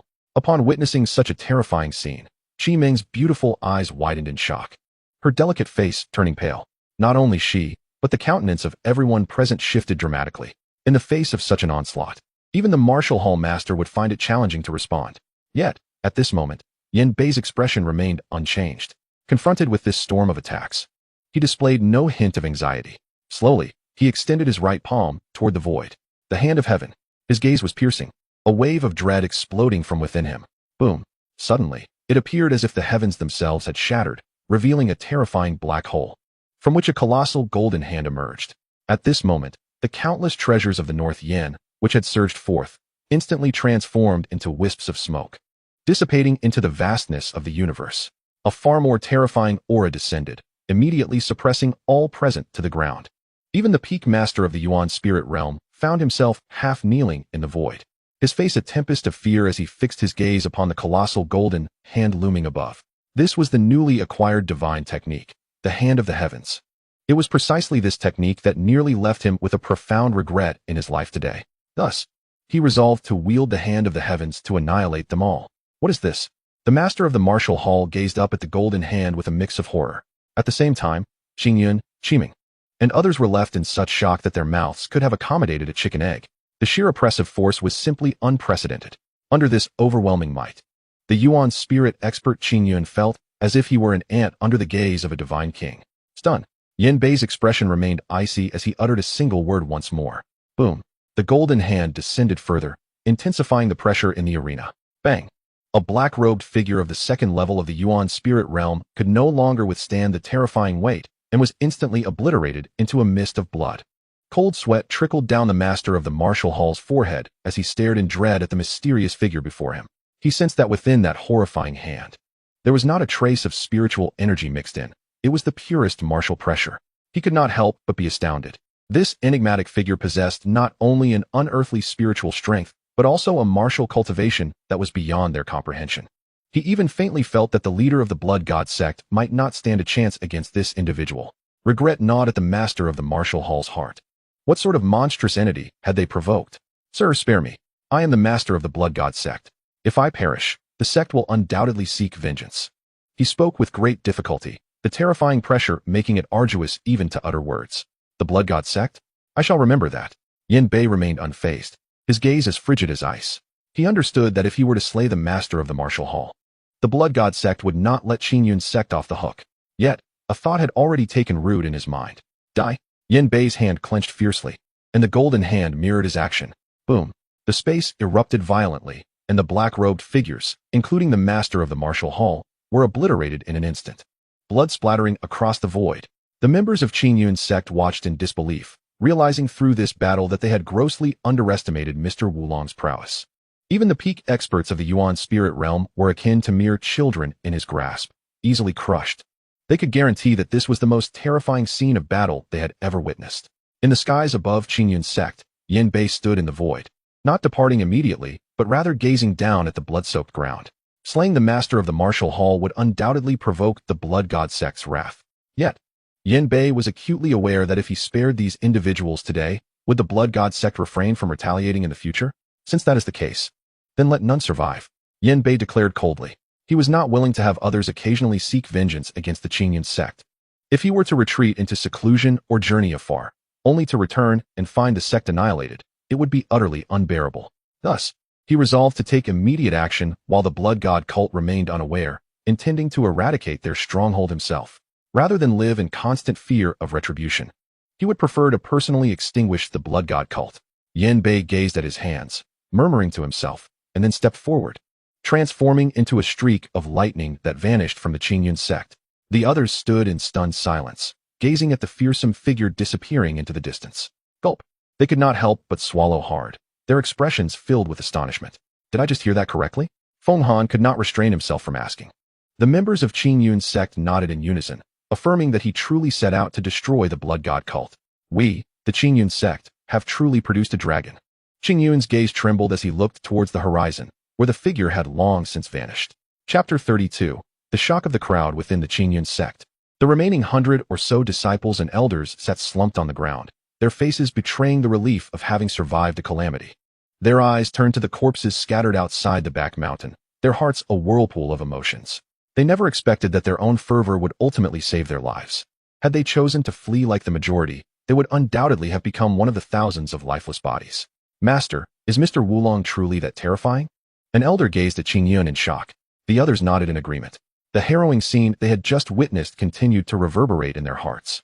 They had never encountered such formidable power. Not even a peak expert in the nascent soul realm could stir a ripple in his presence. It is not just you who feels this way. I too am profoundly astonished, Qingyun replied with a bitter smile, shaking his head. He had thought the demise of the Qingyun sect was inevitable, yet this mysterious Mr. Wulong, hidden within their ranks, had single-handedly turned the tide, saving the lives of everyone and decisively vanquishing the invading foes. Even more terrifying was the fact that he now intended to dismantle their stronghold entirely. Such a divine being was indeed fearsome beyond measure. Father, What level of cultivation do you think Mr. Wulong possesses? Qi Ming recalled the earlier scene, her heart still shaken. She could sense that Mr. Wulong was countless times stronger than he had been a year ago. The others present perked up, eager to discern the extent of Yin Bei's cultivation level. My dear, you hold me in far too high regard. How could I fathom the realm of such a divine being as Mr. Wulong? Qingyun's lips curled into a wry smile. It was not that he was unwilling to answer, but he simply could not discern Yin Bei's precise level of cultivation. Disappointment flickered in the eyes of the onlookers. Just then, Qingyun spoke again, taking a deep breath. However, based on the energy fluctuations from his actions, I would surmise that Mr. Wulong has at least reached the Divine Palace realm, and it is highly likely that he is a high-tier existence within that realm. Hiss. Upon hearing this, the crowd collectively gasped in astonishment. The Divine Palace realm. A high-tier existence. The mere mention of these words elicited expressions of horror from all present. What manner of being is the Divine Palace realm? In the entirety of the southern wilderness of the eastern domain, there have only been a scant few throughout the millennia. Those formidable and astonishing individuals are renowned figures of terror across the eastern domain. Yet now, within their esteemed Qingyun sect, there exists a being of the Divine Palace realm, and they had coexisted with him for such a long time? No wonder no one had ever uncovered the true identity of Master Wulong. It turns out he is a powerful being of the Divine Palace realm. As the crowd remained in shock, an abrupt voice interrupted. Wait a moment. Feng Han furrowed his brow, a look of confusion on his face. The crowd turned to him in unison. Elder Feng, are you questioning my conjecture? Qingyun exclaimed, rising to his feet. At this moment, his injuries had significantly improved under Yin Bei's treatment. How dare this old fellow undermine him publicly? Others also looked at Feng Han, their expressions filled with curiosity. No, I do not doubt your conjecture, Sect Master. I merely believe there is a problem with Master Wulong's cultivation. Feng Han said with a forced smile, meeting Qingyun's piercing gaze. A problem with his cultivation? What do you mean by that? Qingyun's expression grew serious. What was Feng Han implying? Could it be that Master Wulong was somehow inflating his cultivation level? The others also frowned at Feng Han, suspecting he was disparaging Yin Bei. At that moment, Qi Ming frowned, feeling inexplicably unhappy upon hearing someone speak ill of Master Wulong, even if that person was her elder. Realizing the misunderstanding, Feng Han clarified. I did not intend to malign Master Wulong. I simply feel that his cultivation has progressed too rapidly. Upon hearing this, the crowd's expressions finally softened. Oh, progressed too rapidly? Qingyun rested his chin on his hand, a look of skepticism on his face. Indeed, progressed too rapidly. A year ago, during the attack of the remnants of the Blood Spirit sect, Master Wulong had intervened. At that time, although his cultivation was unfathomable, it still fell within my perception. I could sense that he had not yet surpassed the Thunder Tribulation realm. Feng Han took a deep breath, recounting the events of that time to the gathering. You mean to say? Qingyun's mouth slightly agape. He looked at Feng Han in disbelief. The others were initially baffled by the implications, but soon their expressions morphed into shock. Goodness, how is that possible? Elder Feng, are you certain you did not misperceive? The crowd, having grasped the ramifications, displayed their astonishment. I am certain I did not misperceive. A year ago, Master Wulong's cultivation was undoubtedly not at the nascent soul realm. Feng Han's eyes widened, struggling to steady his tumultuous heart. Even he was profoundly shaken at this revelation. This meant that Master Wulong had ascended from the Thunder Tribulation realm to the high tier of the Divine Palace realm in merely 1 year. Qingyun inhaled sharply, his expression one of sheer incredulity. As Qingyun's voice fell, those present confirmed their suspicions. Is this truly a human? In the span of a year, he has traversed 2 great realms. What kind of prodigy is this? At this moment, some were so astounded that they collapsed to the ground. A figure of such extraordinary talent, willing to humble himself within our modest Qingyun sect. Qingyun's face flushed crimson, his lips trembling uncontrollably. His heart was overwhelmed with excitement and shock. The events of today felt like a roller coaster, filled with ups and downs. Disciples of Qingyun, heed my command. From this day forth, we shall establish the position of Grand Elder, appointed by Master Wulong, who shall preside over our sect, with authority to decide all matters, great or small. Qingyun forcefully suppressed his inner tumult and turned to instruct the disciples behind him. Chapter 33. Arrival at the Blood God Cult. Meanwhile, upon the expanse of undulating mountains, a deafening roar echoed as a streak of lightning flashed across the sky. The terrifying speed generated a shockwave, stirring fierce winds across the ground. This was none other than Yin Bei, who had recently arrived from the southern wilderness, now at the 6th level of the Divine Palace. His every step spanned thousands of miles. Yin Bei gazed into the distance, relying on the intelligence he had gathered. The Blood God Cult should be nestled within these mountains. However, after searching the area several times, he found no signs of activity. Could I have mistaken the location? A hint of doubt flickered in Yanbei's eyes. Yet, in the next moment, he dismissed the thought. The map clearly marked this spot. There was no way he could be wrong. If he was not mistaken, then it meant the blood god cult had concealed themselves. Open, divine eye of space. Upon realizing this, Yanbei silently chanted. A brilliant divine light erupted from his brow, manifesting as a radiant eye. The ability of the divine eye of space was not merely to observe the animal kingdom in Sholong Mountain. It possessed enigmatic powers, allowing Yanbei to pierce through all illusions. With the divine eye activated, no formation or illusion could deceive him. Indeed, I have found you. Yanbei beheld a mountain not far from his location. It appeared identical to the others, yet through the lens of the divine eye of space. An entirely different scene unfolded. An invisible great formation enveloped the mountain, concealing everything within. Having located the blood god cult, Yanbei wasted no time and transformed into a streak of lightning, soaring through the air. Within the blood god cult, deep inside a palace, a figure floated. This was the blood god cult master. At this moment, he sat cross-legged above a blood-red pool. Red energy continuously extracted from the pool, converging into his body. The hall was thick with a sanguine atmosphere. Any ordinary person entering would surely be overwhelmed with nausea. For the pool beneath the blood god cult master was filled with blood derived from living sacrifices. He relied on this blood, harvested from tens of thousands, to solidify his cultivation at the 8th level of the divine palace. The taste of this sanguine essence is truly exquisite. I can sense the power of countless restless souls raging and mourning within it. The blood god sect leader's brow unfurled in delight, reveling in the endless nourishment provided by the blood pool. Thus, his aura grew increasingly formidable. Time passed, though its measure was indeterminate, until the 8th tier of divine palace cultivation was finally stabilized. A smile graced the blood god sect leader's face. At that moment, a thunderous roar reverberated above the blood god sect, shaking the entire palace as dust cascaded into the blood pool. Where are the guardians? The blood god sect leader bellowed, his countenance darkening. The once empty hall now bore a shadow that materialized into a figure against the wall. Your subordinate is here, the guardian responded. What has transpired to cause such a commotion? The blood god sect leader's expression soured. The blood pool had grown murky, igniting within him a murderous intent. Report. What is happening? He commanded. At this moment, a formidable unknown entity is assaulting the protective formation outside the sect. The guardian knelt, conveying the unfolding events. What? The blood god sect leader's expression shifted to one of shock. Is someone daring to attack the blood god sect? How is this possible? The blood god sect has stood resolutely for millennia, with none daring to oppose our will. Today, someone is assaulting our formation? I shall see who possesses the audacity to provoke the blood god sect. With a cold huff, he transformed into a beam of light, vanishing from the hall in an instant. Meanwhile, above the blood god sect, a terrifying figure loomed in the heavens. This shell is remarkably resilient, Yanbei mused. His brow furrowed. The protective formation of the blood god sect was not comparable to the rudimentary arrays of the Qinyan sect. The fortitude of this formation was such that even Yanbei found himself unable to breach it momentarily. Just as he contemplated how to swiftly dismantle the formation, a voice thundered, boldly, "You dare to attack my blood god sect." A blood-red figure, radiating an overwhelming aura, charged towards Yanbei. It was none other than the blood god sect leader, who had just emerged from his seclusion. Oh, finally, you dare to show yourself? A smirk of cold derision appeared on Yanbei's lips as he met the charge head-on, unafraid. Boom.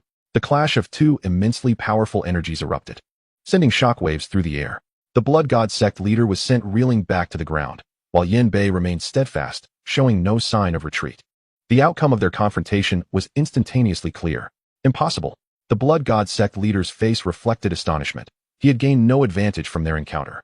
Although he had not exerted his full strength, with his 8th tier divine palace cultivation, who could rival him within 1,000 miles?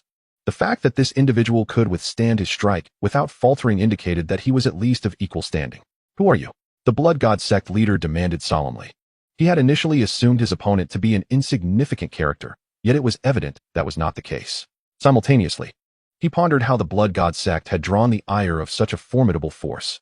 I am here to extinguish you, Yanbei declared, eager to forego further discourse.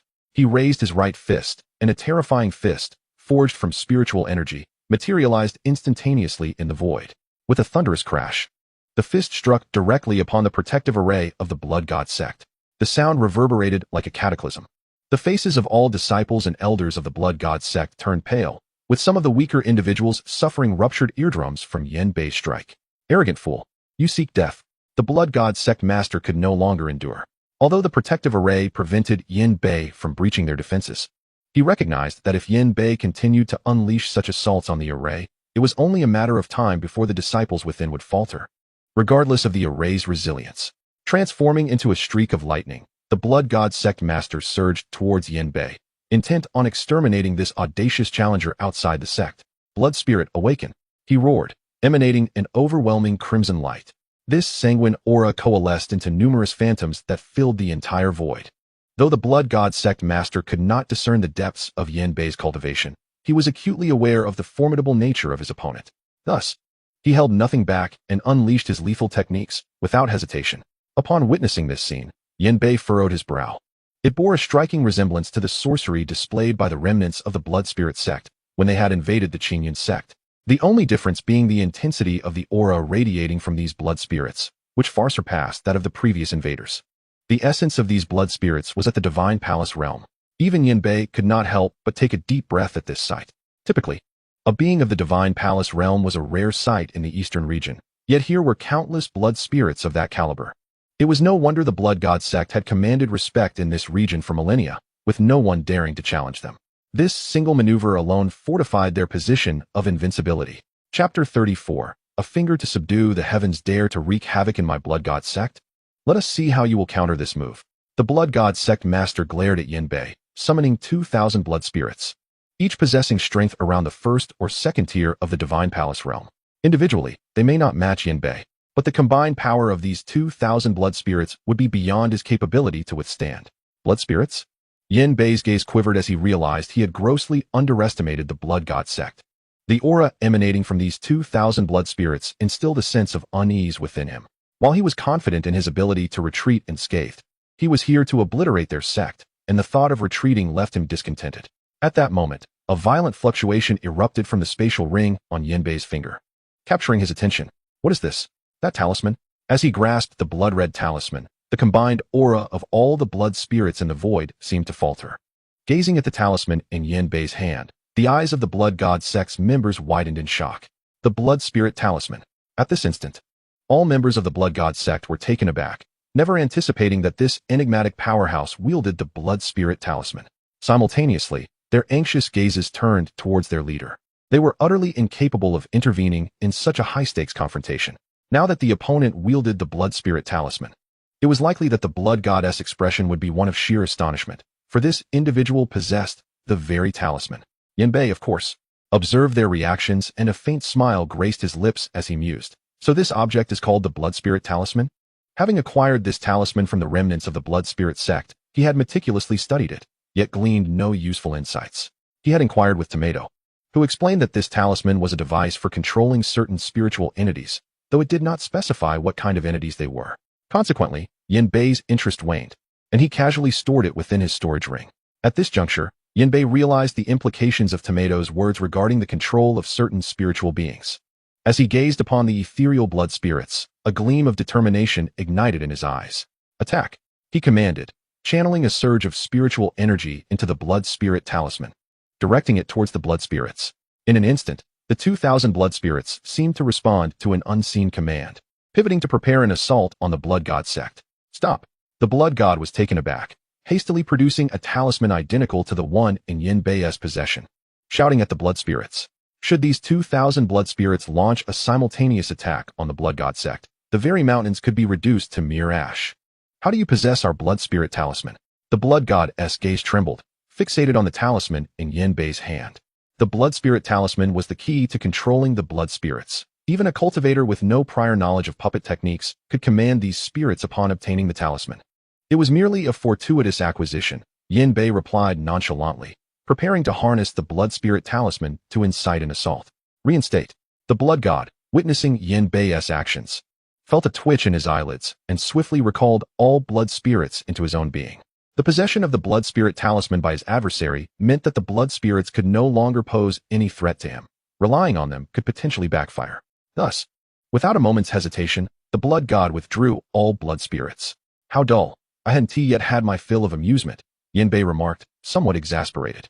He had intended to breach the protective array of the Blood God sect using the blood spirits, only to find that his opponent was denying him any opportunity to do so. "Hand over the blood spirit talisman, and I shall spare your life." Upon witnessing the emergence of the blood spirit talisman, the blood god's breath quickened. He extended his hand, and a crimson energy coalesced in the air, forming a ghastly claw that lunged fiercely towards Yanbei. Yanbei's gaze turned frigid as he regarded the blood god, an overwhelming sense of pressure causing the latter to flinch in trepidation. "Is that all you have?" he declared. "Heavenly finger technique, a single finger to subdue the heavens." In an instant, a colossal finger descended from the heavens, enveloped in terrifying energy, shaking the very fabric of reality as it bore down upon the blood god. Boom. In that moment, the entire realm was ensnared. The ghastly claw crumbled beneath the onslaught of the titanic finger, disintegrating as if it were mere paper. Even the formidable blood god sect leader found himself utterly immobilized, powerless to do anything but watch as a finger, resembling a celestial pillar, descended upon him with crushing force. Boom. In an instant, a brilliant scarlet light erupted, shattering half of the blood god sect leader's body to pieces. Despite his cultivation being 2 minor realms higher than Yanbei's, he could not withstand the onslaught of Yanbei utilizing divine techniques. Empowered by the forces of the chaotic celestial body, Yanbei's aura reached an unprecedented zenith. The blood god sect leader let out a wretched scream, his vitality plummeting as he plummeted from the heavens. "Leader!" Countless voices cried out in shock at that moment. Their leader had been defeated in a single strike. The guardian's expression turned to one of horror as he hastily retrieved the remnants of the blood god sect leader's body. The blood god sect leader's complexion turned pale, his vitality waning, blood gushing from his mangled form as if it sought to escape life itself. Were it not for his formidable cultivation sustaining him, he would have perished already. Several hall masters, including the old leader, quickly channeled their entire spiritual energy to prolong the blood god sect leader's life. "Do not concern yourselves with me. This individual cannot be resisted. Focus all efforts on maintaining the protective formation," the blood god sect leader declared with unwavering resolve. Boom. A thunderous and terrifying sound resonated as Yanbei did not relent, but instead launched another assault on the protective formation. "Let us see how long your shell can shield you," Yanbei scoffed, unleashing wave after wave of formidable power against the protective formation, causing the entire blood god sect to tremble. Numerous palaces collapsed into ruins at that moment. The hall masters, alarmed, withdrew their energies from the leader and hurried to reinforce the protective formation. At this juncture, the protective formation had become their final bastion. If it were to shatter, they would all face certain death. Rays of energy surged from the blood god sect. It must be noted that the cohesion within the blood god sect was extraordinarily potent. Their faith united them, unlike the Qingyun sect, which, when faced with peril, prioritized self-preservation. The elders and disciples of the blood god sect, though filled with trepidation, did not falter. They devoted their utmost strength to the cause. The protective formation of the blood god sect instantly radiated even more brilliance. Chapter 35. The cauldron shatters the void. Annihilation. At that moment, the old leader ascended into the air and called out to Yanbei. "The blood god sect bears you no animosity. Why must a being of your strength seek our mutual destruction?" This was the most perplexing aspect for the blood god sect at that moment. They had never consciously provoked someone of Yanbei's caliber. Yet today, Yanbei had suddenly descended upon the blood god sect, unleashing a massacre that left them in terror. They could not comprehend where they had offended such a powerful figure. "No animosity," Yanbei snorted coldly, exerting even greater force in his strike. Clang. The overwhelming aura caused the blood god sect members' blood to surge violently. Some disciples so terrified by Yanbei's presence that they collapsed helplessly to the ground. "Where have we offended you? Please enlighten us, so we may understand." The old leader's face was grave. "I hail from the southern wilderness." Yanbei's gaze pierced through the old leader, sending a chill down his spine. "Southern wilderness?" The old leader murmured softly, suddenly struck by a thought. He immediately sent his consciousness deep into the blood god sect, and in an instant, he beheld the shattered soul jade slips of the martial hall master and others, dispatched to the southern wilderness to retrieve the blood spirit talisman. After Yanbei had slain the martial hall master, he arrived at the blood god sect within just an hour, leaving them completely unaware of the master's demise. "Was it you who executed the martial hall master and his companions?" The old leader's expression changed, and he realized the origin of the blood spirit talisman in the hands of this mysterious figure. "Your wicked cult indiscriminately dispatched powerful individuals to ruthlessly slaughter members of my sect. Fortunately, I arrived in time to prevent a catastrophe, but nearly 90% of my disciples have perished. Today, I will annihilate your blood god sect at all costs." Yanbei recalled the countless corpses scattered outside the back mountain of the Qingyun sect, his heart ablaze with fury. "What?" The old leader was not the only one taken aback. All members of the Blood God sect were equally astonished. At this moment, they finally understood why this enigmatic powerhouse was so relentless in his pursuit of the Blood God sect. It turned out that a tremendous event had transpired during the Martial Hall Master's journey to the southern wilderness to seek the Blood Spirit Talisman. Before departing, he must have been emboldened by the leader's claims of his near invincibility at the peak of the primordial spirit realm, leading him to overreach and seek to obliterate another sect. Not only did he fail to bring back the Blood Spirit Talisman, but he also attracted a formidable enemy. If the Martial Hall Master were to rise before him now, he would yearn to devour him whole. Manifest, essence of all things. Yen Bei's expression turned icy as he bellowed. Boom. At that moment, a great cauldron shattered the void and descended. As the cauldron appeared, the fabric of reality collapsed. And all within the Blood God sect felt an unparalleled terror radiating from above, the aura of the Tao chaotic and tumultuous, as if this space-time was being suppressed, freezing all things in place. This was the essence of all things cauldron, momentarily summoned after Yen Bei had acquired 500 bronze fragments.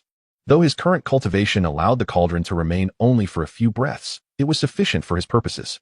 At this moment, Yen Bei closed his eyes tightly as the essence of all things cauldron floated above his head, releasing streams of profound yellow essence that exuded an endless, terrifying aura. In the next instant, Yen Bei suddenly opened his eyes, and with a mighty gesture, a burst of golden light erupted. Shatter. The essence of all things cauldron made no extravagant movements as it crashed into the protective array of the Blood God sect. The members of the Blood God sect gazed, wide-eyed and horrified, at the great cauldron above in the sky. Boom. A sound akin to the rending of heaven and earth erupted, followed by the shattering of glass. The final barrier of the Blood God sect, the protective array, was breached. Ultimately, the array could not withstand the onslaught of the essence of all things cauldron. Flee. Quick. Flee. The old leader's face turned pale with terror as he disregarded everything and fled into the distance. Now, you wish to escape? Yen Bei scoffed coldly. And with a wave of his hand, an overwhelming oppressive force descended. The disciples of the Blood God sect, even the old leader at the Divine Palace realm, were instantly suppressed to the ground. Standing in the void, Yen Bei's eyes were devoid of any emotion as he summoned the primordial cauldron of all things to suppress the chaos below. Annihilation. Boom. The cauldron erupted with a terrifying celestial light, its power seemingly capable of purifying all existence. Amidst a blinding radiance, the Blood God sect began to disintegrate, mountains crumbled, and the heavens and earth shattered. No one could escape. Observing this scene, Yen Bei felt no remorse. He had learned prior that the Blood God sect had terrorized this region for thousands of years, bringing untold suffering to the creatures within a 1,000-mile radius. Now, he had eradicated a menace. Such a malevolent cult had no place in the world. With a tranquil gaze, Yen Bei stepped forward, transforming into a streak of light that vanished into the sky. After his departure, the landscape was irrevocably altered. The once formidable mountains lay flattened, and only those intimately familiar with the area would recognize that a fearsome cult had once thrived there. Merely an hour later, Yen Bei returned to the Qingyun sect. He encountered the sect leader and others busily clearing the corpses and shook his head. I have avenged you, he murmured, unnoticed as he made his way back to the prison Dragon Mountain. At this moment, only 2 or 3 hours had passed since the master of Martial Hall and others attacked the Qingyun sect. No one could fathom that the Blood God sect, which had cast a long shadow, had been vanquished. Yen Bei shook his head, refreshed himself, and reclined once more on the familiar straw mat. Just as he was about to doze off, a melodious voice pierced the air. Senior brother? Linger had arrived at prison Dragon Mountain, her expression filled with concern as she gazed into the cave. Ah, Linger, what brings you here? Yen Bei stepped out of the cave, smiling at the anxious girl. The moment Linger laid eyes on him, relief washed over her face. Given the recent turmoil at the Qingyun sect and the absence of Yen Bei among the surviving disciples, she had feared he had met the same fate as others, crushed outside the back mountain. Thus, she hurried to the prison Dragon Mountain to ascertain his safety. You scared me to death. Thankfully, senior brother, you are unharmed. Linger patted her chest, visibly shaken. Foolish girl, what could possibly happen to me? Yen Bei regarded her with gentle eyes. With such a significant event at the sect, senior brother seems unfazed, even finding time to sleep here, Linger exclaimed, startled by his sleepy demeanor. I know, I just returned from the mountain. Yen Bei chuckled, ruffling her hair. Just returned from the mountain? Linger's gaze turned peculiar as she scrutinized Yen Bei. Yen Bei froze momentarily. Oh no, I slipped. Linger's eyes scrutinized him closely. During the recent battle at the Qingyun sect, all disciples had been present except for her senior brother. Chapter 36, Bottleneck of Cultivation, Out to Train.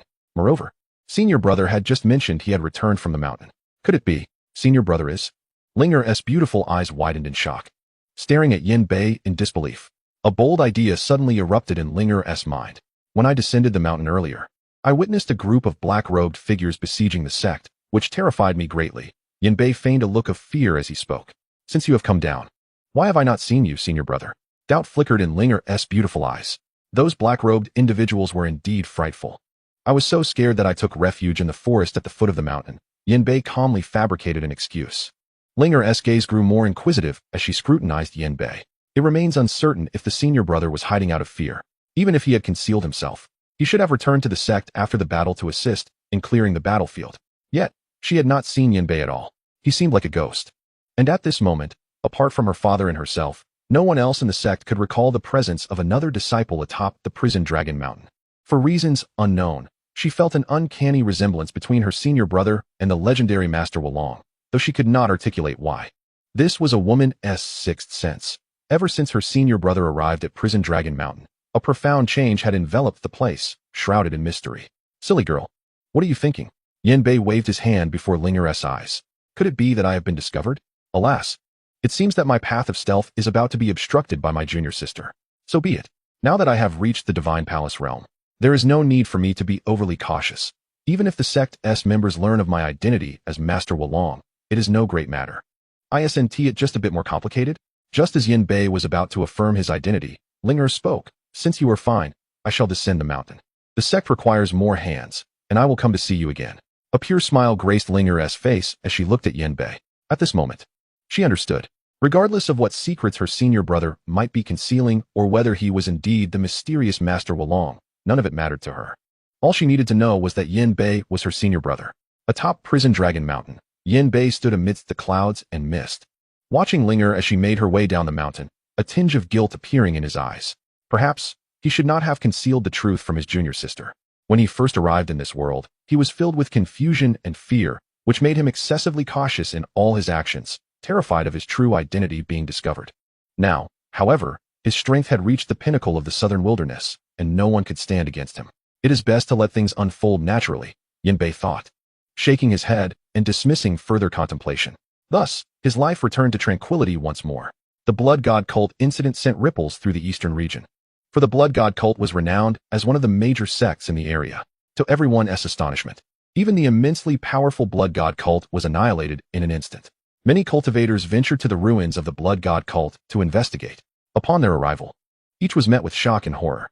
No one knew what had truly transpired within the Blood God cult. They could only gaze upon the once towering mountains that now lay utterly flattened, as if erased from existence. Even the remnants of the Blood God sect, which had dominated the world for a millennium, had been obliterated. The populace was struck with astonishment, speculating on the identity of the formidable being capable of annihilating such a malevolent force. Of course, no one stepped forward to claim responsibility. None were foolish enough to seek notoriety at the risk of drawing attention to themselves.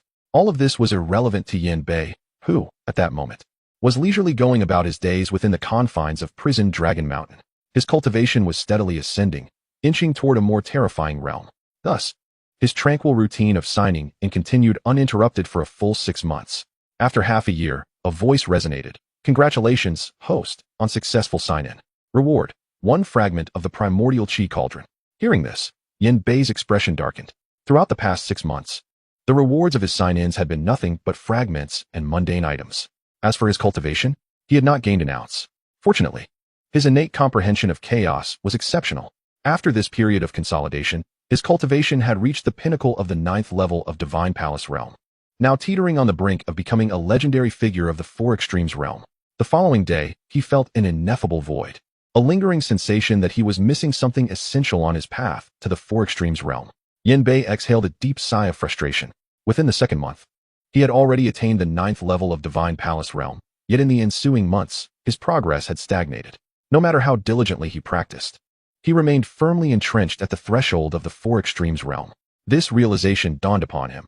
While the Eastern Domain boasted numerous Divine Palace realm cultivators, those of the Four Extremes realm were exceedingly rare. The journey to transcend into the Four Extremes realm could not be achieved through sheer perseverance alone. It required a profound understanding of the great Tao, an appreciation of the laws of heaven and earth to refine one's very being, shedding the mundane flesh in preparation for the next extraordinary phase.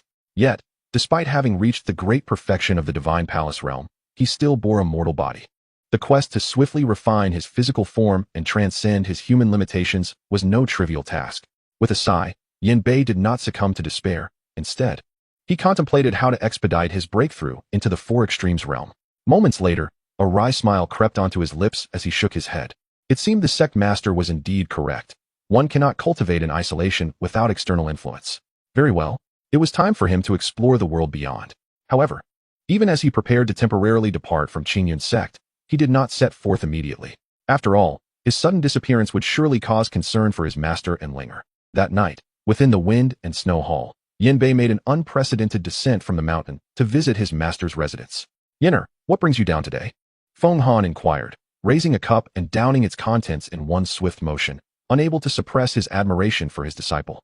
Initially, he believed that Yin Bei was secluding himself in Qiu Long Mountain out of fear of the Holy Sun. Yet, it has been nearly 2 years since the Holy Sun's demise, and Yin Bei remains in seclusion. He had never encountered a young man with such unwavering determination. One who seeks not fame or fortune, nor indulges in wine and feasting, but possesses only a heart devoted to the pursuit of the Tao. Chapter 37. Farewell, Identity Revealed. The disciple, feeling guilty for not having accompanied his master for an extended period, decided to descend the mountain to share a few drinks with him. A smile graced Yin Bei's face as he turned his palm, revealing a bottle of fine wine that he had procured from a vineyard 800 miles away before his arrival. Having grown up alongside Feng Han, Yin Bei naturally knew his preferences. Feng Han, taken aback by the gesture, burst into hearty laughter, exclaiming, "You rascal, you actually know I have a taste for this." At the banquet, the master and disciple conversed freely, the atmosphere remarkably harmonious. Linger, sitting nearby, observed the beaming faces of her father and senior brother, and a sweet smile involuntarily appeared on her lips. After several rounds of drinks, Feng Han playfully inquired, "All right, you rascal, what brings you here today?" Despite having consumed much, he showed no signs of inebriation. "I came specifically to share a drink with you, master. There is nothing else," Yin Bei replied. Sensing the conviviality of the moment, and choosing to postpone mentioning his desire to venture far. "You little scamp, have you learned to lie as well? Having watched you grow up, I know what color you're." Cough, cough. Feng Han feigned anger. Just as he was about to reveal Yin Bei's choice of undergarment, he realized Linger was still present. Her face flushed crimson, and she quickly lowered her head. Yin Bei, wearing a wry smile, thought to himself that his master truly shows him no mercy. Even the color of his undergarments was divulged in front of his junior sister. "Now speak. What is it that you truly seek from me?"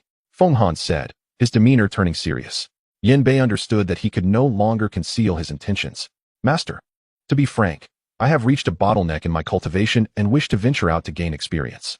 After a brief pause, he expressed his thoughts. "Experience?" Feng Han echoed, intrigued. "Indeed, I have not made any progress in my cultivation for quite some time, which is why I wish to step outside and explore the world." Yin Bei explained his circumstances. "Experience is beneficial, but one must possess the strength to ensure their own safety." "What is your current realm?" Feng Han asked with a grave expression, standing to face Yin Bei. Gaining experience is no trivial matter. While every cultivator undergoes such a phase, many have perished in the process. Thus, Feng Han was particularly cautious. Yin Bei was his only disciple, and he could scarcely bear the thought of any misfortune befalling him. "I have reached the 9th level of the Thunder Tribulation realm, at the peak of perfection." After a moment's hesitation, Yin Bei decided not to reveal the entirety of his cultivation level. "Ah, the 9th level of the Thunder Tribulation realm at full perfection," Feng Han nodded.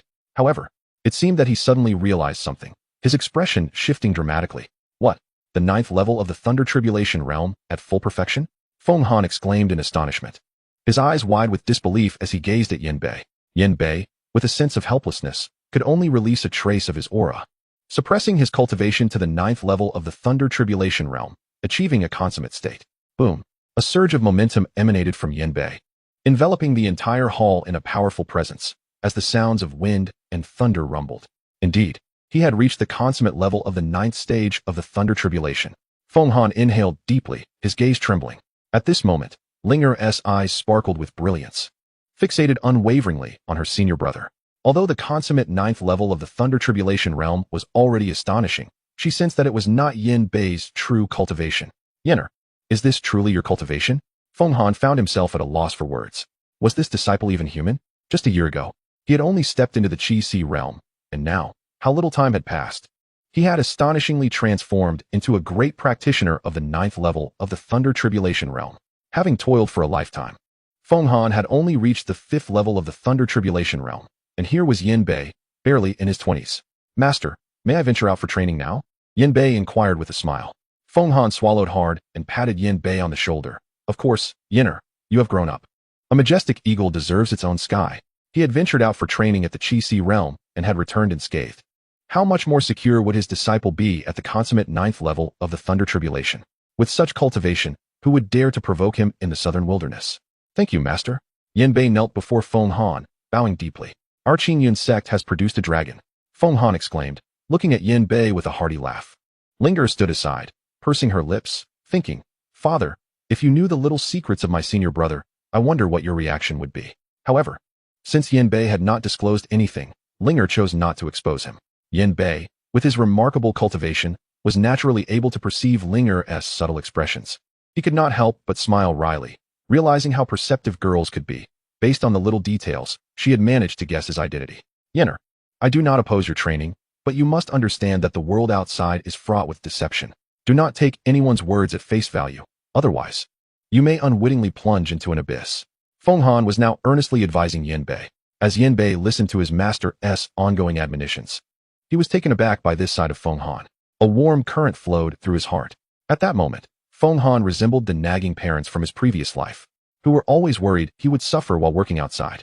After a moment, at the entrance of the Wind and Snow Hall, following countless reminders, Feng Han finally ceased his admonitions.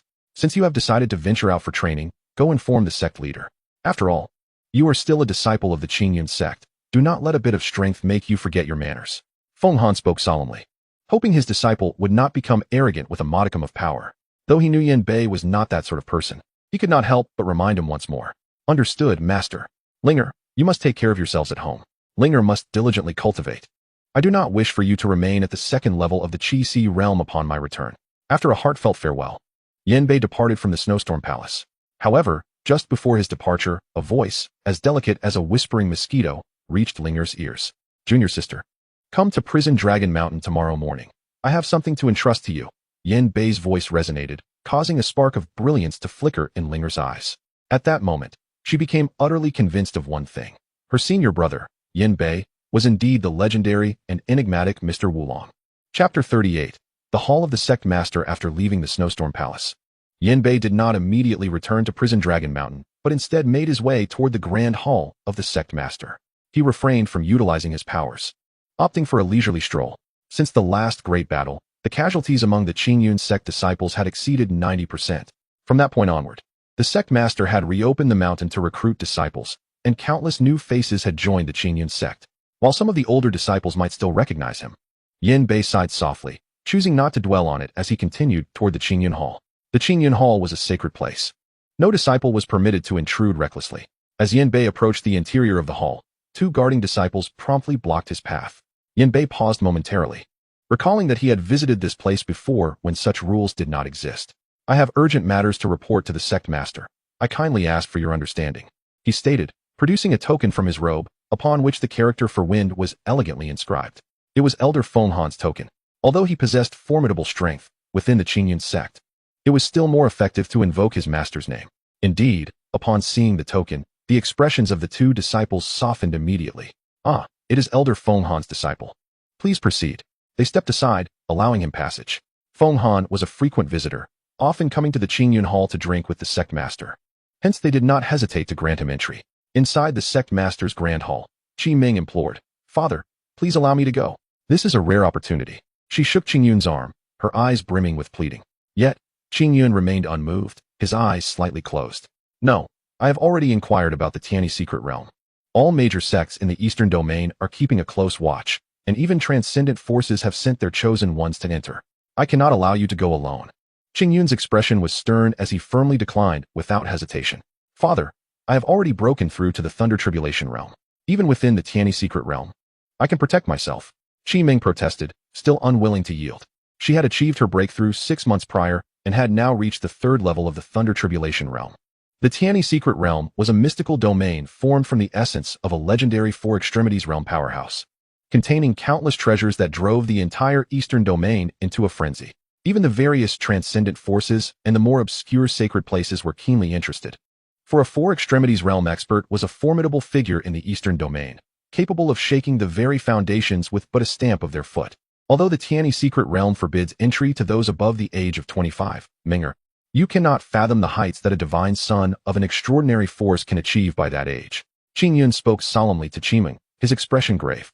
Having traveled extensively, Qingyun was well aware that a stringent requirement exists for becoming a divine son of an extraordinary force. One must reach the Yuan Shun realm before turning 20. However, he refrained from disclosing this to Qimeng, fearing it might undermine his daughter's confidence. Yet, Qimeng hesitated, her father's unspoken words hanging in the air. Enough said. Let this matter rest, Qingyun interjected, raising his hand to halt Qimeng's impending remarks. It would be absurd to allow his only beloved daughter to venture into the Tiani secret realm. The inhabitants there were not akin to those in the sect. Should that ruffian take a fancy to Qimeng's beauty, it would spell trouble. Qimeng parted her lips, but ultimately sighed, refraining from contradicting her father. Just then, footsteps echoed from outside the sect's grand hall. Guided by the disciples, Yanbei swiftly arrived at the scene. Disciple Yanbei pays respects to the sect master and the saintess, he said, offering a slight bow before strolling in with an air of nonchalance. Yanbei, what brings you here? Qingyun inquired, slightly taken aback, before a realization dawned. Sect master, I have recently reached a bottleneck in my cultivation and wish to venture out for some practical experience. Hence, I have come to inform you, Yanbei replied, his tone measured as he bowed again. Qingyun regarded this familiar, yet unfamiliar disciple before him. His impression of Yanbei was rather shallow. Had it not been for Feng Han frequently mentioning him over drinks, he might have nearly forgotten the youth. Notably, Yanbei had been remarkably low-key in recent years, seldom showing his face in Qingyun's sect. Even Qimeng could not help but scrutinize Yanbei, her recollection of him rather vivid. After all, thinking back on those events brought a flush to her cheeks. Linger had ultimately clarified everything to Qimeng, and thus she harbored no animosity towards Yanbei, even feeling a tinge of sympathy, for she believed he had suffered due to her own circumstances, imprisoned in the Dragon Prison Mountain by the Holy Sun. Oh, a bottleneck in cultivation, seeking to venture out for experience? Qingyun paused, his gaze fixed upon Yanbei. Since Yanbei entered the hall, Qingyun had sensed an aura of mystery enveloping him, as if shrouding him from the outside world. Even now, he found it impossible to discern Yanbei's true cultivation level. Yet, he chose not to delve deeper, acknowledging that some disciples practiced special concealment techniques, which was not unusual. Indeed, I wish to venture out and explore the world beyond, Yanbei continued. Qimeng observed a flicker of light in Yanbei's eyes. Realizing that their desires were aligned, both yearned to witness the world outside. Embarking on such a journey requires adequate strength. If your cultivation is too weak, venturing out from Qingyun's sect would surely be tantamount to courting death. Have you considered this carefully? Qingyun spoke gravely. Yanbei, being a disciple of Feng Han, did not wish for this young man to recklessly jeopardize his life due to momentary fervor. The disciple had already contemplated this decision upon his arrival. Yanbei smiled with confidence. Although the Divine Palace realm was not particularly formidable, it sufficed for Yanbei at present. Very well, I assume Feng Han is already aware. Hence, I shall not impede your path. However, remember that Qingyun's sect will always be your steadfast support. In times of peril, you may invoke our sect's name. For I believe some Thunder Tribulation Realm cultivators still harbor a healthy respect for us. Qingyun rose, patting Yanbei on the shoulder with a solemn tone before turning to depart. Thank you, Sect Master, Yanbei expressed, feeling a surge of warmth upon witnessing Qingyun's retreating figure. Although the Qingyun sect was not a grand sect, it placed immense value on camaraderie, a quality that resonated deeply with Yanbei. Once Qingyun had left, only Yanbei and Qimeng remained in the grand hall, and the atmosphere grew palpably delicate. Chapter 39. The Secret Realm of Tiani. Yanbei, do you truly intend to venture out for training?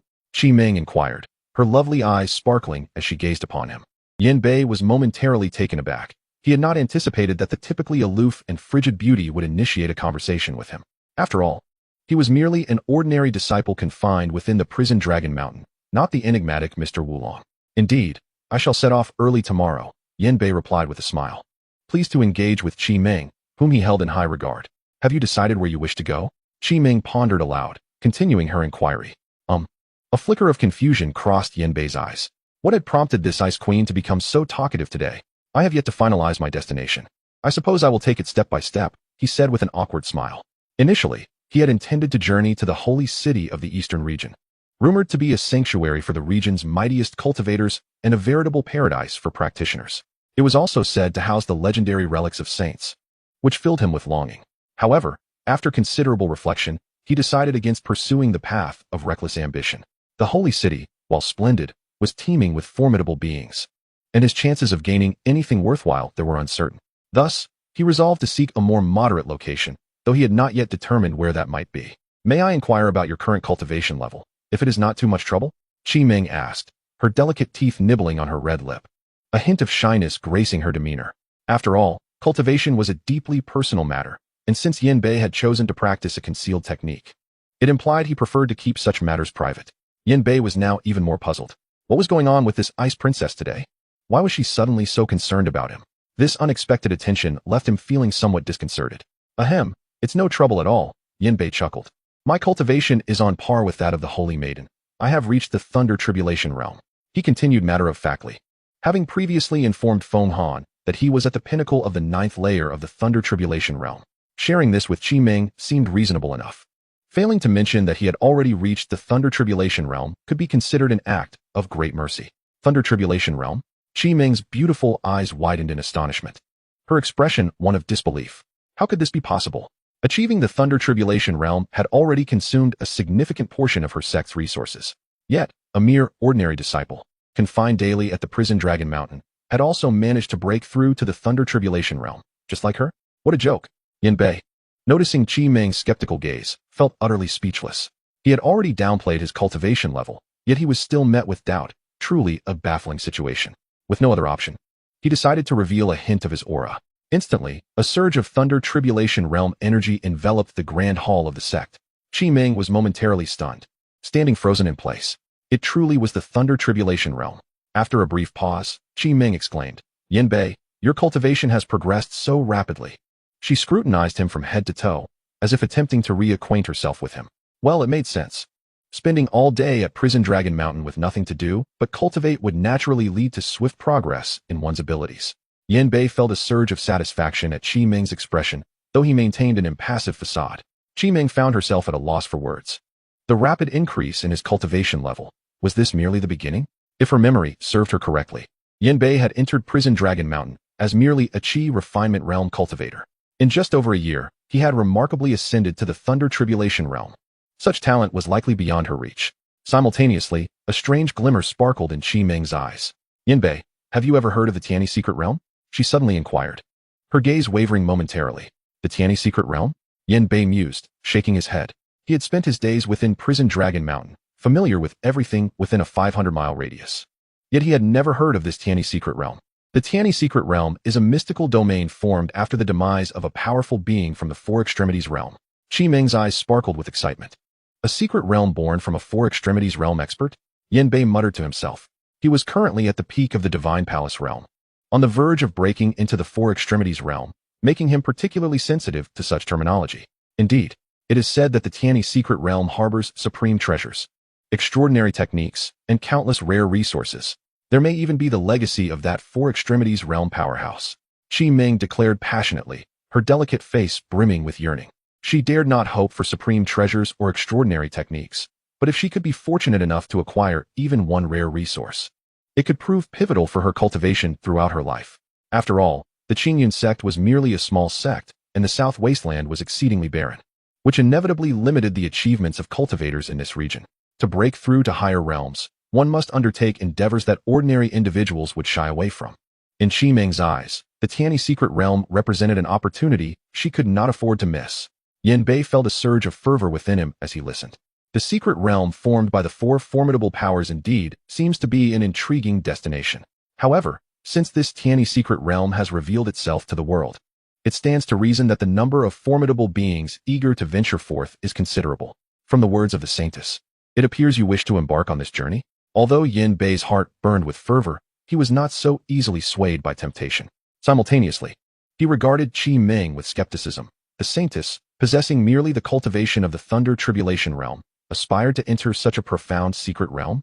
Qi Ming, discerning the implication in Yin Bei's words, promptly elucidated, "You may not be aware, but there is a stringent requirement for entering the Tianyi secret realm.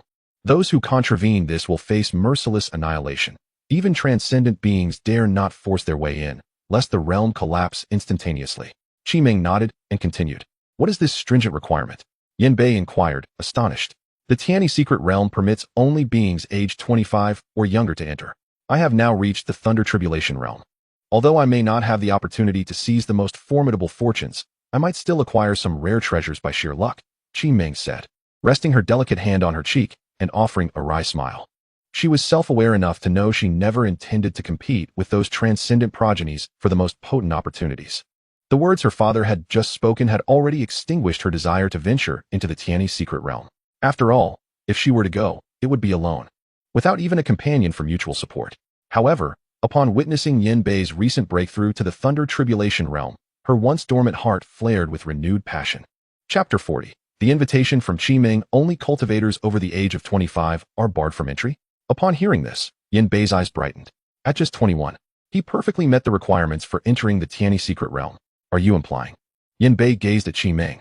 A look of suspicion etched upon his face. The saintess would not divulge so much information merely to enlighten him about the secret realm. As you surmised, Yin Bei, I wish to extend an invitation for you to accompany me to the Tiani secret realm. Qi Ming bit her silver teeth, hesitating as she spoke. Invite me? Yin Bei chuckled in surprise. So this was the matter at hand.